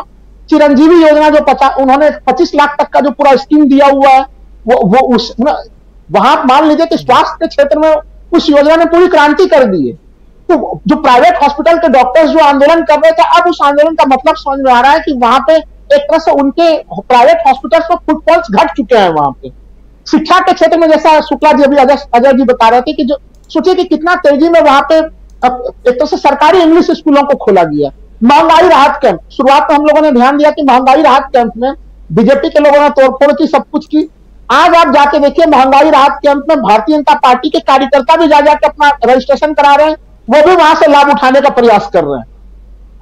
और पेंशन स्कीम में जो उन्होंने एक नजीर बनाई, उन्होंने जो अशोक गहलोत ने जो नजीर बना दी है, उसका कोई तोड़ नहीं है बीजेपी के पास। तो ये तमाम कुछ ऐसी स्थितियां हैं बीजेपी के तमाम राज्यों में बनती हुई स्थितियां कि वो बिल्कुल स्थिति को बिगाड़, मतलब बीजेपी के लिए स्थिति बिगाड़ रही है। एक चीज मैं थोड़ा उत्तर प्रदेश के संदर्भ में भी कहूं, उत्तर प्रदेश में देखिए कुछ बड़े चीज टीम इंडिया के तरफ से जो चीजें होने वाली है, जैसा कि एक तो अभी हम लोगों ने यहाँ पे एक तो नीतीश कुमार जी को लेकर प्रोफेसर रविकांत जी ने जो बताया, एक तो वो स्थिति है। मेनका गांधी, वरुण गांधी, एक तरह से ये लोग भी समाजवादी पार्टी के टिकट पे चुनाव लड़ सकते हैं। कई बड़े और दिग्गज लोग जो है कि यहाँ पे उन सबों को मिला के चुनाव लड़ने की पूरी तैयारी है। और कहीं न कहीं जो बहुजन समाज पार्टी, जो कि अभी हम लोग को सीन में या टीम इंडिया में नजर नहीं आ रही है, वो लगातार एक तरह से जैसे ये 5 राज्यों के विधानसभा चुनाव होने के बाद जो स्थितियां आएंगी, वो भी कहीं न कहीं टीम इंडिया की तरफ आते हुए नजर आ रही है। जो संकेत मिल रहा है वो उसी प्रकार के संकेत हैं। तो ऐसे स्थिति में उत्तर प्रदेश में बीजेपी को एक बड़ा झटका लगने की पूरी संभावना है। हम लोगों ने 2009 के लोकसभा चुनाव में जब हम लोग चर्चा कर रहे थे कि भाई 21 लोकसभा सीटें कांग्रेस को उस जमाने में आई थी, उस समय भी किसी को उम्मीद नहीं थी कि कांग्रेस 21 लोकसभा की सीटें लेके पहुंच जाएंगी। आज के समय में मैं देख पा रहा हूं कि वही उसी प्रकार की स्थितियां, अगर हम लोग देखें कि जो समाजवादी पार्टी टीम इंडिया में शामिल हुई है, टीम इंडिया में शामिल होने का दबाव कितना ज्यादा था आपको याद होगा। हम लोग इसी डिबेट में चर्चा कर रहे थे राजीव जी कि जब राहुल गांधी की भारत जोड़ो यात्रा थी उसमें अखिलेश यादव के बयान कैसे कैसे थे, वो उन्होंने एक दिन पहले कुछ बयान दिया था, अगले 24 घंटे में उनके ऊपर जन दबाव इतना ज्यादा हो गया था कि उनको फिर यू टर्न लेके उनको बड़ा राहुल गांधी के समर्थन में बड़े बयान देने पड़े थे। तो जो टीम इंडिया बन रही है उसकी सबसे बड़ी खासियत यह है कि वो नेताओं की आकांक्षा से बनी हुई टीम इंडिया नहीं है, वो जनता के आकांक्षा से, जनता के दबाव में बनी हुई टीम इंडिया है, जिसके साथ सर्वधर्म संभाव के सभी लोग खड़े। यही कारण है कि जितना भी धार्मिक विद्वेष पैदा करने का प्रयास कर रहा है, अभी आपने जयपुर का घटनाक्रम देखा होगा, भारतीय जनता पार्टी हर तरफ हताशे में कहीं कहीं एक तरह से सांप्रदायिक तनाव पैदा करने का प्रयास कर रही है, उसको जनता का कोई रिस्पॉन्स नहीं मिल पा रहा है। इनका राम मंदिर का मामला बिल्कुल ठंडे रास्ते में जितना भी हाईलाइट करने का प्रयास करते हैं उसमें उन्हें कोई सफलता नहीं मिल रही। बिल्कुल बिल्कुल राहुल लाल जी, अब समय चूंकि बिल्कुल खत्म हो चुका है, जल्दी जल्दी आना चाहूँगा हमारे बाकी साथियों के पास भी। प्रोफेसर रविकांत जी, क्या इस चुनाव को देखा जाए, 5 राज्यों के चुनाव को देखा जाए तो बीजेपी पहले से ही पस्त नज़र आ रही है क्या, या क्या कांग्रेस ने जो दांव चला है उस दांव के सामने, और ख़ासकर राहुल गांधी की स्ट्रेटेजी, और उसमें भी भारत जोड़ो यात्रा के बाद से राहुल गांधी पूरा का पूरा, फिर राहुल गांधी के ऊपर केस होता है, वो संसद से बाहर जाते हैं, फिर संसद के अंदर आते हैं, तमाम पहलुओं को अगर देखा जाए तो कहीं दबाव में नज़र आ रही है भारतीय जनता पार्टी? निश्चित रूप से, और मुझे लगता है कि जितना उन्होंने प्रताड़ित किया है कांग्रेस पार्टी के नेताओं को और खास करके राहुल गांधी को, उससे राहुल गांधी की छवि और निखर करके सामने आई, क्योंकि वो प्रताड़ना लोगों की भी हो रही थी। तो ये जो दर्द का रिश्ता बना है, लोग भी प्रताड़ित हैं और राहुल गांधी को भी ईडी के जरिए परेशान किया जा रहा है, उनकी संसद की सदस्यता जा रही है, उनके ऊपर केस हो रहा है। उस वजह से लोगों ने राहुल गांधी में उम्मीदें तलाशनी शुरू की, और आज यही कारण है कि आज सबसे लोकप्रिय राजनेता के रूप में राहुल गांधी दिखाई पड़ रहे हैं। जो आने वाले 5 राज्यों के चुनाव हैं उसमें बीजेपी के हालात बहुत खराब नजर आ रहे हैं। उस राजस्थान में भी जहां हर 5 साल में सरकार बदलती है, ये 30 साल का रिकॉर्ड है, लेकिन इस बार अशोक गहलोत का पलड़ा अभी भारी दिखाई पड़ रहा है। मध्य प्रदेश, छत्तीसगढ़ में तो लगभग तय हो चुका है कि कांग्रेस पार्टी को बहुमत मिलेगा। अब उसमें कितना ज्यादा बढ़त मिलेगी कांग्रेस को, ये अभी समझना बाकी है। तेलंगाना, जहां बीजेपी अपने लिए बहुत अवसर तलाश रही थी, वहां पे भी कांग्रेस पार्टी को सर्वे में बढ़त मिलती हुई दिखाई पड़ रही है। तो जाहिर तौर पर इस समय कांग्रेस पार्टी, राहुल गांधी, मल्लिकार्जुन खड़गे, इनको लेकर के जो भारत का जनमानस है वो लगातार बेहद संजीदा होता जा रहा है, और ये परिवर्तन की जो राजनीति है, जो इंडिया अलायंस बना है, उसकी तरफ वो उम्मीदों से देख रहा है। यही वजह है कि बीजेपी और नरेंद्र मोदी के लिए चिंता का सबब बना हुआ है, और उसी में वो हर बार, हर 6 घंटे में, हर 2 दिन में वो हेडलाइन बदलने की कोशिश कर रहे हैं। लेकिन राहुल गांधी की कामयाबी ये है कि वो जो नैरेटिव सेट कर रहे हैं वो नैरेटिव चल रहा है, और जनमानस में भी लगातार उनकी लोकप्रियता बढ़ रही है। जी, लोकप्रियता बढ़ रही है राहुल गांधी की, और साथ साथ उनकी पार्टी जो है, और खासकर पार्टी से इतर अब गठबंधन की अगर बात करें, अजय शुक्ला जी, गठबंधन की अगर बात करें तो फिर बीच बीच में खबरें बहुत सारी चलाई जाती हैं, लेकिन क्या कुछ देख रहे हैं आप, और खासकर इन 5 राज्यों के चुनाव के बाद की स्थिति अगर उस पर अगर चर्चा की जाए, क्योंकि 5 राज्यों का रिजल्ट कहीं ना कहीं अभी से एक फिक्स नज़र आ रहा है। और जो अभी बता रहे थे प्रोफेसर रविकांत जी कि 2 राज्य छत्तीसगढ़ और मध्य प्रदेश में कांग्रेस साफ साफ आती हुई दिखाई दे रही है। राजस्थान और तेलंगाना ये 2 राज्य हैं जहां कांग्रेस अगर आने वाले महीने भर में और मेहनत कर ले तो वो भी ऑलमोस्ट, जैसा आप पहले अपने वक्तव्य में बता भी चुके हैं। ज़रा आपसे समझूं कि इसके बाद की रणनीति पर अगर विचार विमर्श किया जाए तो फिर कहाँ, क्योंकि उसके बाद से लोकसभा का चुनाव है सामने, क्या पस्त नजर आ रही है भाजपा यहाँ पे? देखिए, मैं राजीव जी, मैं बड़ा स्पष्ट कह रहा हूं कि मुझे भारतीय जनता पार्टी पूरे देश में हारती हुई नजर आ रही। कोई ऐसा स्टेट मुझे नहीं दिख रहा है जहां पर वो गेनर की तरह से मुझे दिखाई दे रही। लेकिन कुछ समस्याएं भी। यदि इंडिया गठबंधन के बैनर तले आप लड़ते हैं तो आप एक बात बताइए कि पंजाब में सुखपाल खैरा आवाज उठाते हैं उसी तरीके से जिस तरीके से संजय सिंह दिल्ली में आवाज उठाते हैं नरेंद्र मोदी सरकार के खिलाफ, और सरकार के खिलाफ नहीं, सच की बात उठाते हैं, वो जेल चले जाते हैं, उन पर मुकदमा बना दिया जाता है। कमोबेश उसी तरीके से सुखपाल खैरा को पंजाब में गिरफ्तार करके वो कर दिया जाता है। कांग्रेस का जो पूरा वहां संगठन है वो इस बात से बहुत दुखी है, और इस तरीके से करीब 1 दर्जन से अधिक नेता है कांग्रेस के, जिनमें से आधा दर्जन को तो जेल भेजा जा चुका है, और उन केसेस में भेजा जा चुका है जो वास्तव में पहले जांच में कहे जा चुके हैं कि हाँ, इनमें कुछ नहीं है। सुखपाल खैरा को उस केस में किया गया जिस केस को लेकर के खुद अरविंद केजरीवाल और भगवंत मान कहते थे कि यह फर्जी है। अब आप इससे समझ सकते हैं, उसमें जब सुप्रीम कोर्ट ने उसके समनिंग पे स्टे कर दिया, उसके बाद ये क्वेश कर दिया, उसके बाद ये स्थिति है कि दोबारा उसको एसआईटी से वो करा के और उनको बंद किया जाता। सब इसके नतीजे क्या होंगे? क्या कांग्रेस का व्यक्ति उन्हें वोट देगा या उनका व्यक्ति यहां देगा? दोनों लड़ते नजर आए। तो कांग्रेस को इस पर फोकस करना चाहिए, क्योंकि अंततः चुनाव जनता के बीच जीता जाता है, लोकल लीडरशिप के साथ जीता जाता है। और ये लोकल ही लोग नाराज होंगे तो आपको क्या मिलेगा? कांग्रेस, आज मैं कहता हूं पंजाब में चुनाव हो जाए, कांग्रेस गेनिंग पोजीशन पे, उसे जरूरत है स्ट्रांगली यहां पर कोशिश करने की। इसी तरीके से आप देखिए, आप हरियाणा में आ जाइए। हरियाणा में सबको जानता है, बड़े लंबे समय से आम आदमी पार्टी दिखावा कर रही है, लेकिन वहां ना तो कुछ कर पाती है ना कुछ, लेकिन वो कांग्रेस के वोटों को नुकसान पहुंचाती है। यदि वो इसी तरीके से करती है तो उसका नुकसान हो।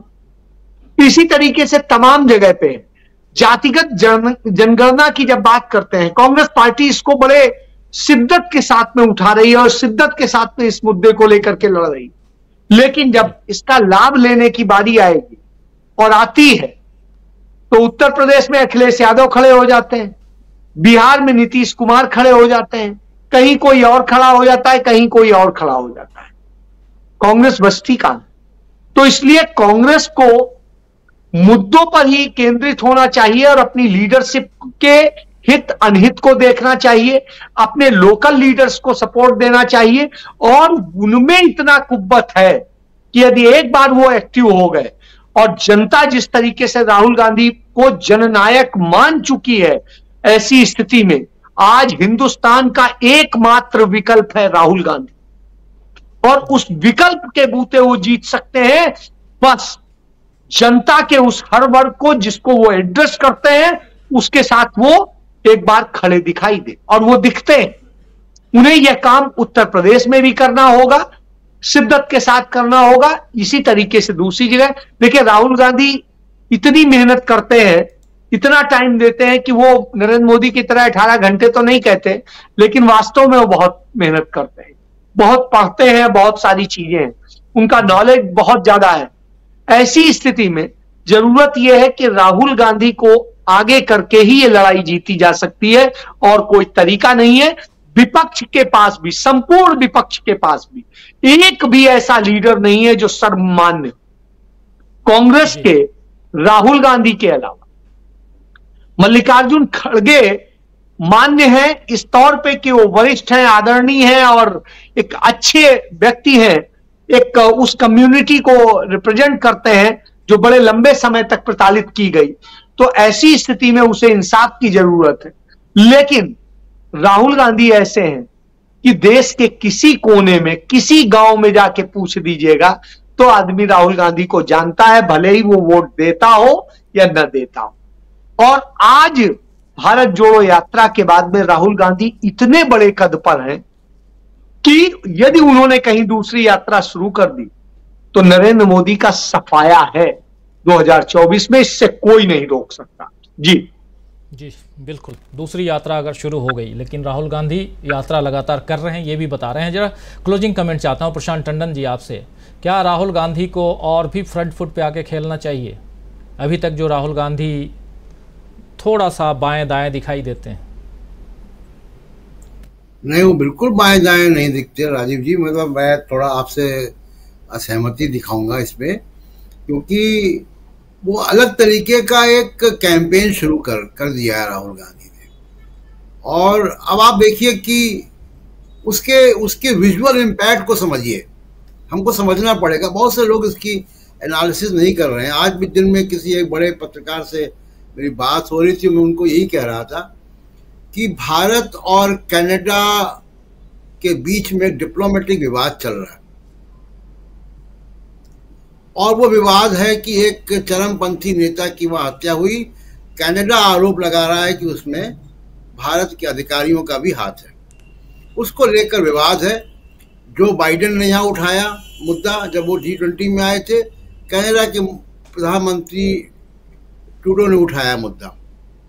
अब आप देखिए कि उसको लेकर सिखों के खिलाफ एक नए तरीके का हमला सोशल मीडिया पे, मीडिया में बीजेपी IT सेल की तरफ से शुरू हो गया जी। और सिखों की तरफ, सिखों के बिल्कुल जो 84 के पहले का या 84 के बाद का जो माहौल था सिखों के प्रति, वापस उसकी भनक दिखाई दे रही है, जो थोड़ी बहुत किसान आंदोलन में भी दिखाई दी थी। और राहुल गांधी अमृतसर में गुरुद्वारे में सेवा कर रहे हैं। ये मैसेज पूरी दुनिया की सिख कम्युनिटी को जा रहा है, भारत में भी, भारत के बाहर भी।